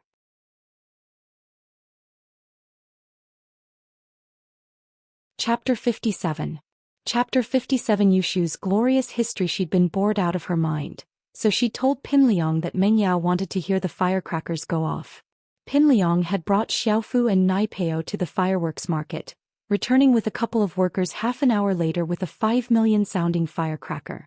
And so, the originally quiet firecracker field exploded into a cacophony of explosions. Classes couldn't be held at school, and the students couldn't hear what the teachers were saying. They were all gathered around the windows, looking at Pin Liang and the others standing not far from the firecrackers with a smug look on their faces. They were laughing. That's 5 million firecrackers. The firecrackers continued to go off for the entire morning, and the school's teachers didn't dare to get close due to the power of the great god cannon. Left with no other choice, Ding Bing Gong could only ask for help from the fire department. The fire department drove a fire truck and used high-pressure water cannons to extinguish the ringing great god cannon. Only then did the farce end. The negative impact of the incident wasn't too big, since the school hadn't suffered any losses and no students had been hurt. Ding Bing Gong quickly covered it up, and the board of directors didn't pay much attention to it. But you can't do this again and again, can you? Ding Bing Gong was truly pissed off this time. He stood up and walked to the window, pulling the blinds open to look at the firecracker field. What he saw shocked him. It wasn't that easy to notice a firecracker in a big firecracker field, but no one was doing it anymore. The students had spread out in a circle, and Ding Bing Gong saw a couple of burly gangsters in the center of the circle, as well as Pin Liang's group and a student in a school uniform. Ding Bing Gong's face twitched, and he almost lost his grip on the windowsill and fell. Those weren't firecrackers. They were gunshots. Ding Bing Gong's heart almost jumped out of his chest when he saw what Heibao Bro was holding. He only breathed a sigh of relief after making sure that the injured person wasn't a student. He didn't have time to think about it anymore as he picked up his phone and ran out of the office. A terrorist armed with a gun in a school. If this matter were to get out of hand, he definitely wouldn't be able to take responsibility for it. Forget about applying for the exemplary high school. Even he, Ding Bing Gong, would have to pack up and leave. Fortunately, there didn't seem to be any casualties, so Ding Bing Gong was a little relieved. When he went downstairs, he ran into Wang Jifeng, who was rushing up to him. "Headmaster, bad news. Something big has happened. I've seen it. What's the situation now?" Ding Bing Gong waved his hand, stopping Jifeng from speaking any more nonsense and directly asking him to explain the situation. It seems like Pin Liang hired some gangsters to cause trouble for a student named Lin Yi, but Lin Yi beat them up. He's fine. Wang Jifeng introduced concisely. Lin Yi. The name sounded familiar to Bing Gong. It's the student that Director Chu recommended, Wang Jifeng reminded. It's him. Ding Bing Gong's heart skipped a beat. Thank goodness Lin Yi was fine, otherwise the consequences would have been unimaginable. Ding Bing Gong calmed down after hearing Jifeng's explanation. Gangsters deserved to be beaten to death as long as the student was fine. The two quickly made their way to the police station, only to see Ling Shan escorting Lin Yi into a police cruiser. Someone of Ding Bing Gong's position of course recognized Ling Shan. He walked up to her with a smile. "Captain Song, why are you taking my student away?" Ding Bing Gong wasn't afraid of Ling Shan, but if Lin Yi was taken away, it'd affect the school greatly. That was why he was smiling. Especially since Lin Yi was someone Peijan had recommended. Bing Gong had to be even more cautious. "Headmaster Ding, he's suspected of being involved in a violent fight. We're taking him back to assist in the investigation," Ling Shan said coldly. Bing Gong's face darkened at Ling Shan's lack of respect. "Captain Song, I'm quite close with your captain. Should I give him a call?" "Sure, but the captain's on a plane right now. He probably won't be able to pick up your call," Ling Shan said as she pushed Lin Yi into the police cruiser. Ding Binggong was infuriated. He was a man of status in Songshan, and he'd interacted with many big leaders, let alone Lingshan. Which family didn't have a child in school? His school especially was a private one. It wasn't managed by the city and answered directly to the board of directors. There were all sorts of people who needed Binggong's help, but this Lingshan didn't give him any face at all. Binggong dialed Huaijuan's number straight away, but all he got was the cold tone of the phone being turned off. It seemed that Lingshan hadn't lied to him. Huaijuan would only turn off his phone if he had no other choice.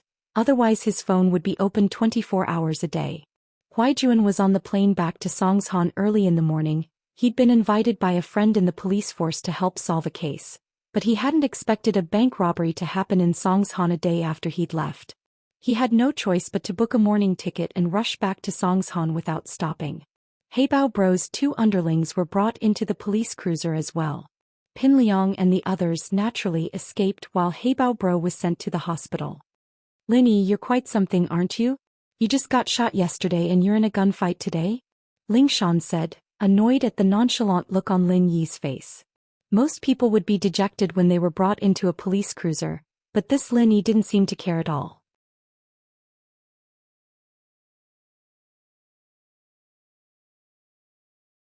Chapter 58. It's him. Will only know what you did after the investigation. What I see right now is that you beat up that Heibao Bro and he's in the hospital, but you're fine. Lingshan humphed coldly. So whether it was self-defense or intentional injury, we'll only know after the investigation. Whatever you want. Lin Yi knew that Lingshan didn't like him, and wanted to use her identity as a police officer to lecture him. Both of them knew what kind of person Heibao Bro was, and Lingshan knew that this was most likely because of what happened yesterday. Lingshan hadn't thought that she'd be doing something like this one day, but thinking about it, it wasn't really. At the very least, it was a fact that Lin Yi had injured Heibao Bro, and it wasn't wrong for her to lecture him. The police car was the type that had a front and rear compartment, and only Lin Yi and Lingshan were in the back. The driver couldn't hear their conversation from the front, and that was why Lin Yi was more open with his words, even daring to say things like big boobs and no brains. Lin Yi turned his head away and ignored her, and Lingshan felt bored as well. Fortunately, her phone rang at that moment and Lingshan picked it up. "It's Yang Huaijuan." Huaijuan's voice sounded from the other side. "Captain Yang, you're back in Songshan?" Lingshan let out a sigh of relief when she received Huaijuan's call. She hadn't found a single clue on the bank robbery case after an entire night of interrogations, and her heart was burning with anxiety. Now that Huaijuan was back, she could finally relax. "Yeah, I just got back. I'm on my way back to the station. Are you alright?" Huaijuan asked. Heibao Bro, a member of the Communist Party, went to Songshan's first school with a gun. "I just went to deal with it," Lingshan reported honestly. "What? Heibao Bro went to school with a gun?" Huaijuan jumped in fright at the news, not expecting so many things to happen in Songshan in just a day. Not much, but Heibao Bro was heavily injured by a student and he's in the hospital. "I've brought the student back to the police station for further investigation." Lingshan couldn't help but glare at Lin Yi. "Alright, we'll talk about it when I get back," Huaijuan said with a sigh of relief. The police car roared all the way to the Songshan police station, and Lingshan personally escorted Lin Yi out of the car. The other 2 underlings of Heibao Bro were escorted out by other officers. At the same time, another police car drove into the yard, and Lingshan's eyes lit up when she saw the license plate. It was Captain Yang Huaijuan's car. As expected, a tall, tan man jumped out of the car and walked quickly towards the police office. It was Yang Huaijuan, the captain of the city's criminal investigation team. Lin Yi saw Huaijuan at the same time Lingshan saw him. Why was it him? Lin Yi's pupils shrunk and he quickly lowered his head. "Captain Yang," Lingshan said happily as she waved at Huaijuan. Lin Yi really wanted to give this Lingshan a kick. "Why didn't you bring me to the interrogation room when you got to the police station? Why did you greet him?" He had no choice but to turn his head to the side so that Huaijuan wouldn't notice him.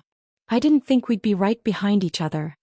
Huaijuan walked over and nodded to Lingshan with a smile before turning to Lin Yi. "This is the student who hurt Heibao Bro?" "That's him." Lingshan nodded as she looked at Lin Yi, only to see Lin Yi's head drooping down obediently. She couldn't take it anymore. What was the meaning of this? You were acting all high and mighty in the police car, but now that you're in the police station and Captain Young, you're behaving like a good boy.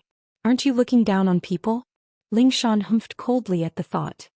Linny, what are you doing? Raise your head and let Captain Young look at you. Song, you don't seem to be in a good mood. He's just a student, have a better attitude. Huaijuan frowned. He saw that Lin Yi was wearing a school uniform, and instinctively didn't think that Lin Yi was a bad guy. He patted Lin Yi's shoulder. Kid, what's going on? Tell your big bro. Lin Yi lowered his head, speechless. Who's big bro? But Lin Yi was afraid that Huaijuan wouldn't recognize him, and so he lowered his head even more, not bothering to talk to him at all. Captain Yang, I'm talking to you.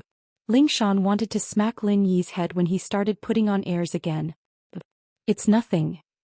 Lin Yi said in a muffled voice. Nothing. Huaijuan frowned. Why didn't this kid know what was good for him? He'd asked him that because he was a student and he wanted to keep a low profile. He didn't want to leave a mark on his file, but he didn't expect Lin Yi to be so cold and indifferent. They were looking for trouble and I beat them up. Lin Yi cursed. You weren't this nosy in the past, were you? What was wrong with you today? Huaijuan didn't move for a long while after Lin Yi said that, but Lin Yi felt a burning gaze on him. It made Lin Yi uncomfortable. Can you lift your head? Huaijuan found the words funny. There were too many similar people in this world. This person's voice sounded like that person's, but he was still a student. I'm not a girl, stop looking. Lin Yi sighed inwardly.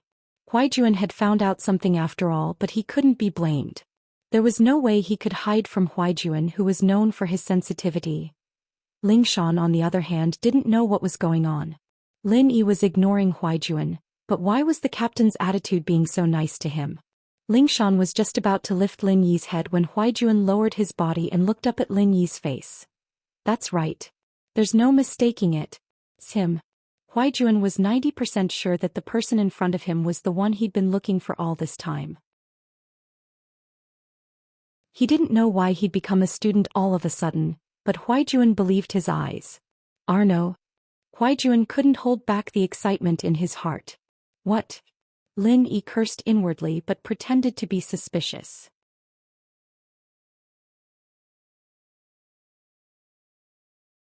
Chapter 59. Delusional disorder. But Huaijuan didn't give up. What kind of person was this guy? It'd be a waste of Huaijuan treating him like a god if he could see through him with such a simple test. I say, Miss Song, it's fine if you're retarded, but why's your captain acting like this too? Lin Yi didn't bother dodging anymore since Huaijuan had seen his face. He raised his head. Man, looks like you guys have a lot of pressure at work. You should get some therapy to relieve yourself. Why won't you admit it? Huaijuan, on the other hand, wasn't paying attention to the conversation at all. He grabbed Huaijuan's shoulders and started shaking him back and forth. I'm a hound. Don't you recognize me? Ling Shan was just about to argue with Lin Yi when she heard Huaijuan call himself a hound. Her eyes went wide. What the hell was going on? Was the captain really starting to talk nonsense because of the pressure? Man, look at that Song girl, he's seriously delusional, imagining himself as an animal. Lin Yi shook his head. Plus, he thinks I'm an animal when he sees me. That's right, he thinks I'm an animal. Ling Shan's face darkened. Captain Yang was always the calm and collected person. What was wrong with him today? He wasn't sure before, but now he was 100% certain that the person in front of him was the one he was looking for. They'd been comrades through thick and thin during those difficult times. There was no way Huaijuan would mistake someone else for someone else. Especially Lin Yi's tone of voice and the way he was talking, it made Huaijuan even more certain that the person in front of him was him. A sudden thought popped into Huaijuan's mind. Could it be that he was on a special mission and couldn't reveal his identity? Yes, that was very possible. Thinking back to the level of the mission they were on, Lin Yi's actions made sense. Song, leave him to me. I'll handle this case myself. Huaijuan said as he grabbed onto Lin Yi's arm, afraid that he'd run away. All right then. Ling Shan didn't understand why Huaijuan was so concerned about Lin Yi's situation, and why he was doing all these weird things, but she still obeyed his orders out of habit. Huaijuan didn't have time to chat with Ling Shan either. He grabbed Lin Yi's hand and ran towards the office building. Lin Yi smiled bitterly as he followed behind Huaijuan. It seemed like they wouldn't be able to escape this. Bang! Huaijuan shut the door and locked it from the inside. although Huaijuan understood that the man would be able to get out even if he was thrown into prison. Lin Yi, on the other hand, was quite carefree as he sat on the sofa in Huaijuan's office. Captain Yang, right? What are you trying to do? You need to know that we're locked in an office in broad daylight. The word gets out. Man, I'm still a high school student. Alright, there's no one else here and my office is soundproof enough. You know that my nickname is Hound, and that means that my detection and anti-detection abilities are very strong. No one's going to be able to put a bug in here without me noticing. Huaijuan turned back to Lin Yi, his eyes fixed on Lin Yi as he spoke word by word. No way, right? What are you trying to do with me? Lin Yi said innocently, his eyes wide open. Stop pretending, Arno. You know what I'm talking about. Huaijuan said seriously. I'm sorry, you've got the wrong person. I'm not Arno and I don't know what you're talking about. Lin Yi said with a shrug. I'm not mistaken.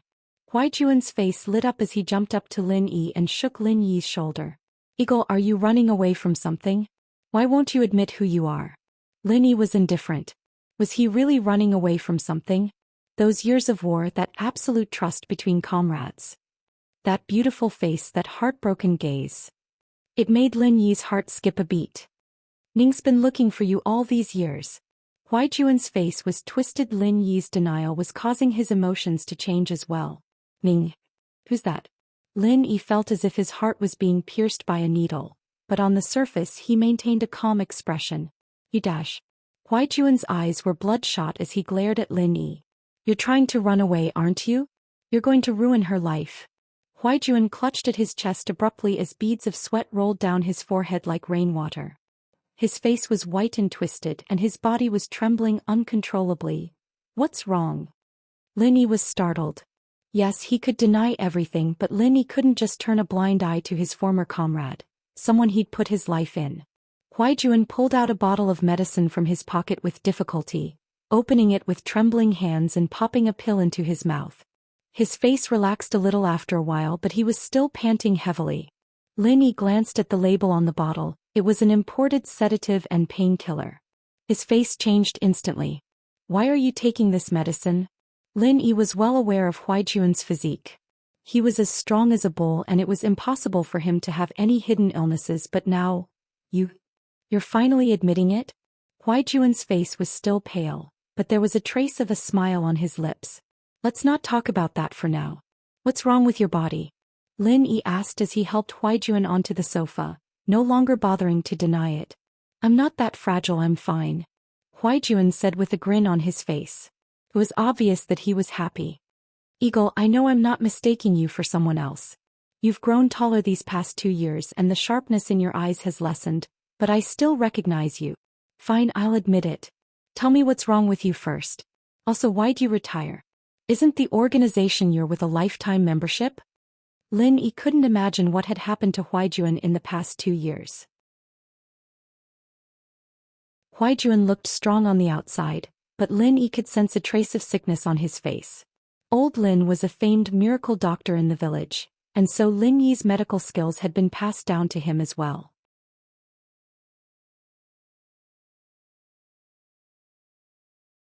Chapter 60. Don't call me Eagle. Injured?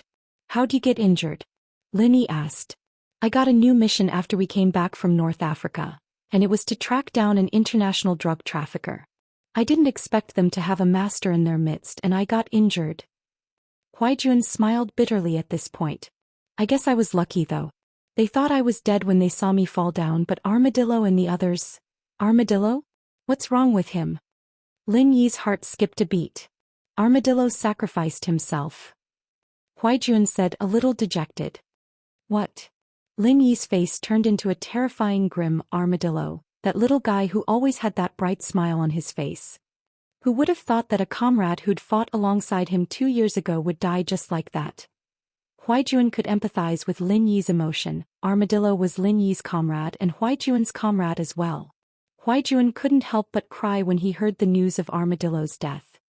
Maybe he's still alive. Huaijuan said, worried that Lin Yi would be sad.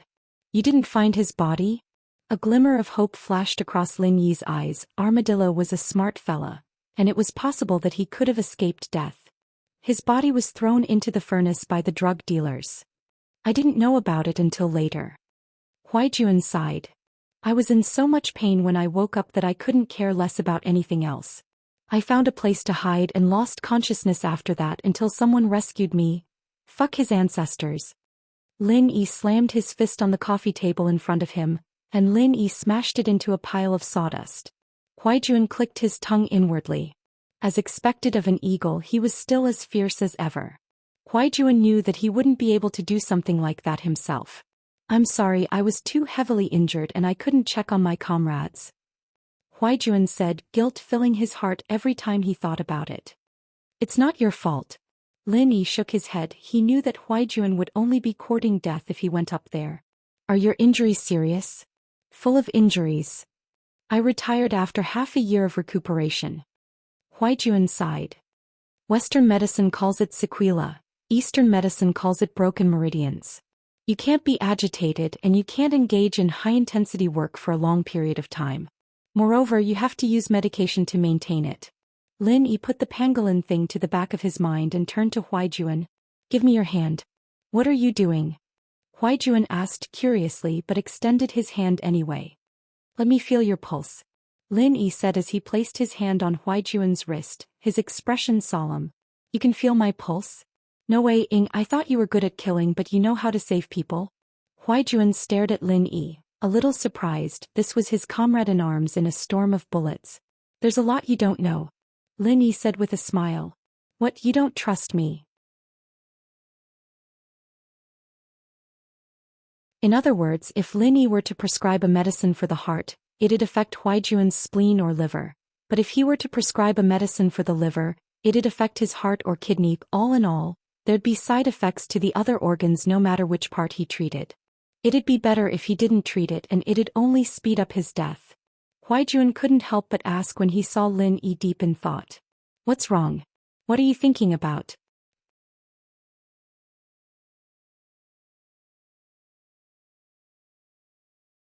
Chapter 61. A girl he'll never forget. Holy shit. Huaijuan slapped his thigh as he looked at Lin Yi. Not bad, not bad. You're the captain of the hounds after all.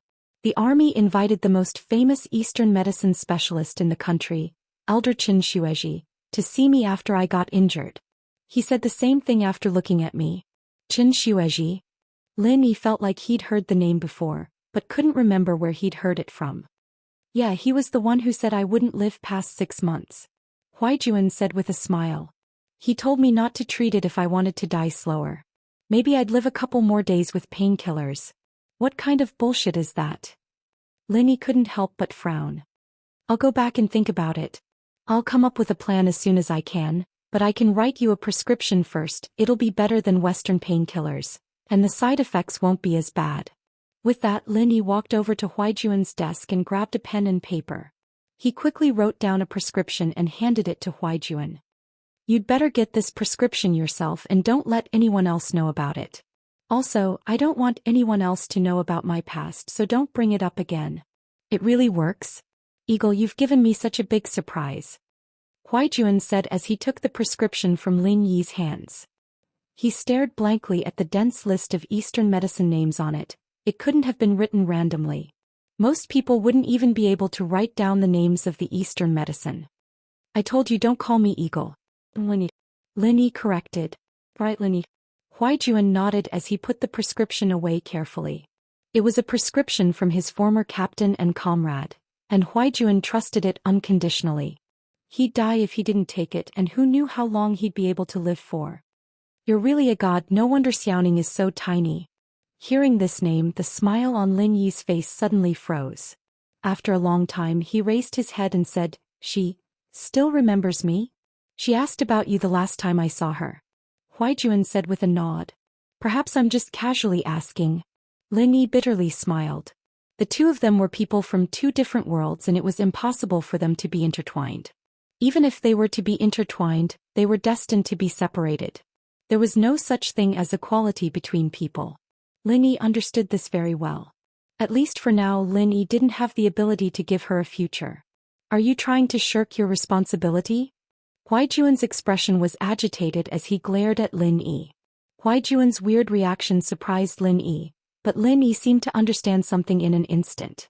You like her? Huaijuan fell silent under Lin Yi's question. After a while he finally spoke up. There wasn't a single person in the suicide squad who didn't have feelings for her, but this was also an acknowledgement of his thoughts. She's quite a good match for you. Lin Yi knew about Huaijuan's parentage. They were a good match, weren't they? What do you mean? Huaijuan jumped up as if his foot had been stepped on. He pointed at Lin Yi with a dark expression. What kind of person do you think I am? You can't bully a friend's wife. Hound wouldn't do something like that no matter how much of an asshole I am. She's not my wife. Lin Yi said faintly with a shake of his head. Alright, I'm leaving. I'll leave Lingshan's matter to you. I'm sure it won't be a problem. With that, Lin Yi stood up and walked towards the door. I really want to kill you, Huaijuan said as he aimed a punch at Lin Yi's back. Lin Yi didn't even turn his head as he grabbed his arm. As long as you can do it. Huaijuan knew that the gap between him and Lin Yi wasn't small at all, and he let go of Huaijuan's arm dispiritedly. Lin Yi, on the other hand, let go of Huaijuan's arm and walked out of the office. Lin Yi's expression didn't change much, but his thoughts couldn't help but wander back to the days of war. The girl he met and parted with in his life. These 2 years, Lin Yi would often wake up from his training at night, sweating profusely every time. This was something that Lin Yi hadn't experienced ever since he started practicing the art of dragon mastery. But those melancholy eyes were like a demon in his heart, filling up Lin Yi's nights. Lin Yi couldn't help but wake up from his training every time he saw that sad and resentful gaze. It was a never-ending nightmare. Had he really forgotten about her? Obviously not. She was a girl that any man would never be able to forget for the rest of their lives. But Lin Yi knew very well that her radiance didn't belong to him. If the 17-year-old Lin Yi still had a trace of arrogance in him, the current Lin Yi understood the cruelty of reality. Going to her would only bring trouble to her and the people around her. They weren't of the same social class, and a nobody hitting on a princess was bullshit. From the moment Lin Yi was taken away by the police, Chief Chen's phone never stopped ringing. First it was the headmaster of first school Ding Binggong. Chief Chen was very careful with Ding Binggong's calls, and promised him that he'd investigate the matter thoroughly. However, the people who called later were getting more and more important. First it was Pingzhan's Uncle Fu, and now it was Pingzhan himself. Chief Chen had no choice but to call Lingshan, urging her to solve the case as soon as possible. She had to be fair and just, and he couldn't let people talk behind his back. But the news he got from Lingshan was that Huaijuan had just come back and taken Lin Yi away. Chief Chen had no choice but to call Huaijuan again. What? He's released already? Chief Chen was startled. Wasn't this Huaijuan a little too fast? Yeah, it was a gang that came to the school to wreak havoc, and it had nothing to do with Lin Yi. I told him to go back after I understood the situation. Huaijuan reported in his usual professional tone. As long as you're fine. Chief Chen sighed in relief. He could answer to Binggong and Pingzhan now.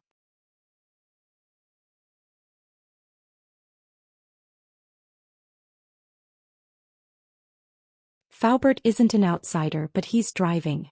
I don't want him to be distracted. Pingzhan nodded. It seemed like Lin Yi wouldn't be able to go to school today, so he might as well not go. Mr. Chu, are we going home? Faubert asked.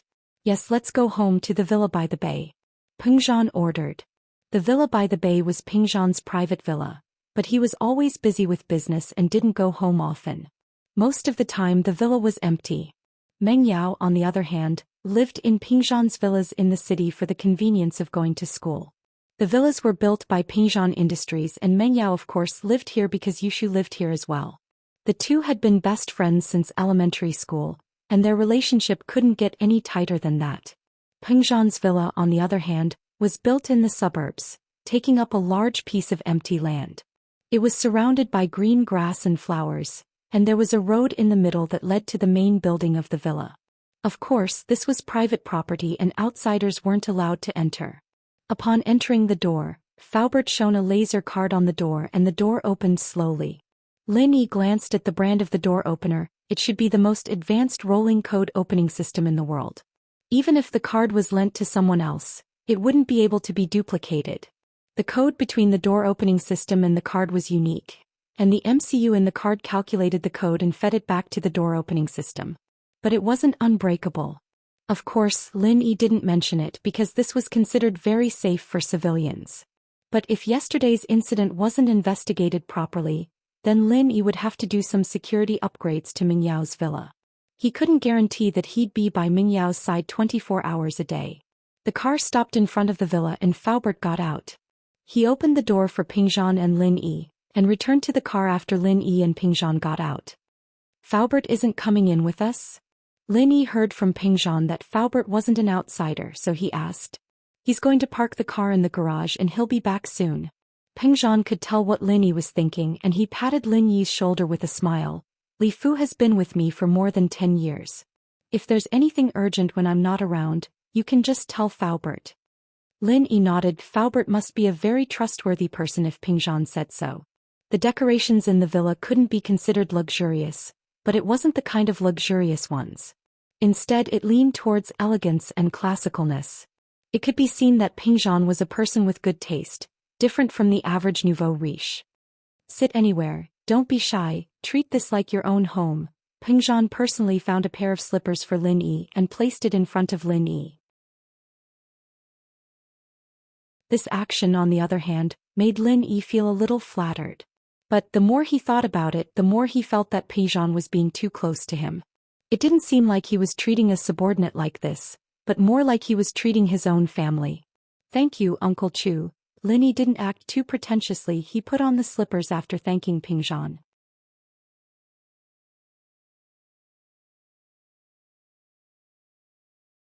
Chapter 63.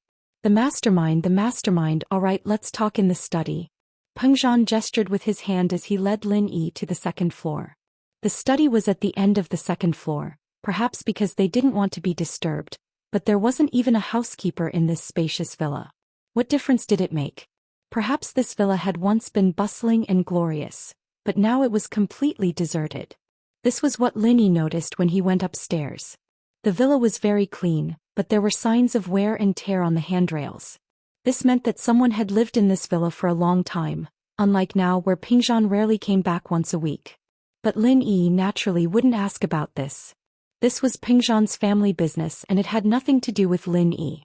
As a result, Lin Yi maintained a calm attitude, unfazed in the face of danger. The wear and tear on the leather chair in the study was proof of that as well. Pingzhan must have sat in this chair a lot in the past. Take a seat, Pingzhan said as he sat down on the leather chair behind the desk. He gestured to Lin Yi. There's a fresher cabinet in the back, there's drinks in there. Take whatever you want. Don't worry, it won't expire. Li Fu will replace it regularly. I'm not thirsty. Lin Yi shook his head. Uncle Chu, let's get down to business first. Alright, let's begin. Pingzhan nodded, signaling for Lin Yi to begin. It's like this, I'm sure you already know that the robbers yesterday weren't after the bank, but Miss Chu? Lin Yi said. I don't understand why they'd go through so much trouble to kidnap Miss Chu. It would have been easier to kidnap her from the school or the villa. Ha, are you trying to remind me to investigate the true purpose of these people? Pingzhan said with a smile. Indeed, you're right, they might have gone through a lot of trouble to kidnap Miss Chu, but they have a reason for it. What reason? Lin Yi didn't think that Pingzhan would have thought of this. It seemed like he was overthinking things. Confused. Pingzhan put away his smile and said seriously, this way, people will think that they didn't kidnap Yao Yao, but used her as a hostage during the bank robbery. These were two different natures that could mislead the police's investigation. This way the police would see this case as a robbery and not a kidnapping case. This would give the robbers enough time to make their next move. But what I don't understand is, how did they calculate Yao Yao would appear in the bank at that time? I've done some analysis on this. Yesterday, the school instructed everyone to apply for a bank card so that they can deposit their tuition fees. After school ends, the banks will close for the day. There's only one 24-hour bank in the vicinity, so if Miss Chu wants to apply for a bank card, she'll definitely go to that bank. Lin Yi voiced his thought. He hadn't thought of what Pingzhan had said before, since he didn't know what these people's true intentions were, or what they really wanted. So Pingzhan's words gave Lin Yi an idea. These people are after you? Probably. Pingzhan nodded. This time when I went to negotiate the contract, the other party gave a lot of harsh conditions and I didn't agree to them. They didn't make any concessions either, they just kept dragging it out as if they were waiting for something. Now that I think about it, Yao Yao's incident happened at that time and these two things might be related. Oh? Linny raised an eyebrow. So that's the case. No wonder Pingzhan said that these people robbed the bank to mislead the police's investigation. After all, if the direction of the investigation was wrong, the time needed to solve the case would be delayed, and this would give the robbers more time. If what Pingzhan said was true, then as long as the robbers hinted that Meng Yao was in their hands, wouldn't Pingzhan obediently sign that unfair contract? The more I think about it, the more likely it is. It's just that I don't have any evidence. Pingzhan sighed, but at this level what can evidence do? Who are these people? Lin Yi understood immediately after hearing Pingzhan's words. The robbers must be on par with Pingzhan in terms of strength, otherwise they wouldn't have dared to do something like this. No wonder the Baldy said that he wouldn't let Ma Lu touch Meng Yao other than Meng Yao. He was probably just trying to scare Pingzhan. If Ma Lu really did touch Meng Yao, Pingzhan would probably go all out for revenge, even if he didn't care about the consequences. It would be a lose-lose situation and the robbers obviously didn't want that to happen. Lin Yi let out a sigh of relief at the thought. The robbers didn't want to do anything to Meng Yao, so Meng Yao's safety wasn't a problem at all. You don't have to worry about this, I'll take care of it. I, Pingzhan, am no pushover trying to use this kind of method to force me to submit. Pingzhan paused here and waved his hand. Forget it, let's not talk about this. Just take good care of Yao Yao, remember to give her some love. Her mother left when she was young. And I'm always busy with my business. I lack love. Pingzhan sighed. Her mother left when she was young? Linny sighed to himself. The miss was really pitiful, losing her mother at a young age and having a busy father all day. What was the difference between that and having no parents at all? Lin Yi was an orphan as well, naturally he could understand the bitterness of the situation. He nodded. Don't worry, Uncle Chu, I can understand Miss Chu's feelings. Forgive me. What an evil word game. When Lin Yi heard Pingzhan say that Meng Yao's mother left, he thought that her mother had passed away. The word left did indeed have that meaning. But in reality what Pingzhan meant was that the Mrs. Mother had really left, not died. That's why Lin Yi made such a huge mistake. Yes, that's why I asked you to come and keep her company, you two. Forget it, let's not talk about this for now. It's a bit sudden to talk about it now, it's not too late to talk about it in the future. Pingzhan hesitated, deciding to talk to Lin Yi about his father and elder Lin's decision later. He was afraid that Lin Yi wouldn't be able to accept it right now. Lin Yi didn't know what Pingzhan wanted to say, but since he said to talk about it later, Lin Yi couldn't ask any more. He could only wait for Pingzhan to take the initiative to tell him. Since these people aren't after Miss Chu's life, then I'm relieved. Lin Yi thought to himself. It'd be terrible if the miss died beside him. Not only would he lose his salary, but he'd also have to take responsibility for it. More importantly, no one had died beside him before. You're tuning in to the Romantic Tales YouTube channel. Don't forget to subscribe and join us on this journey to catch the most captivating stories.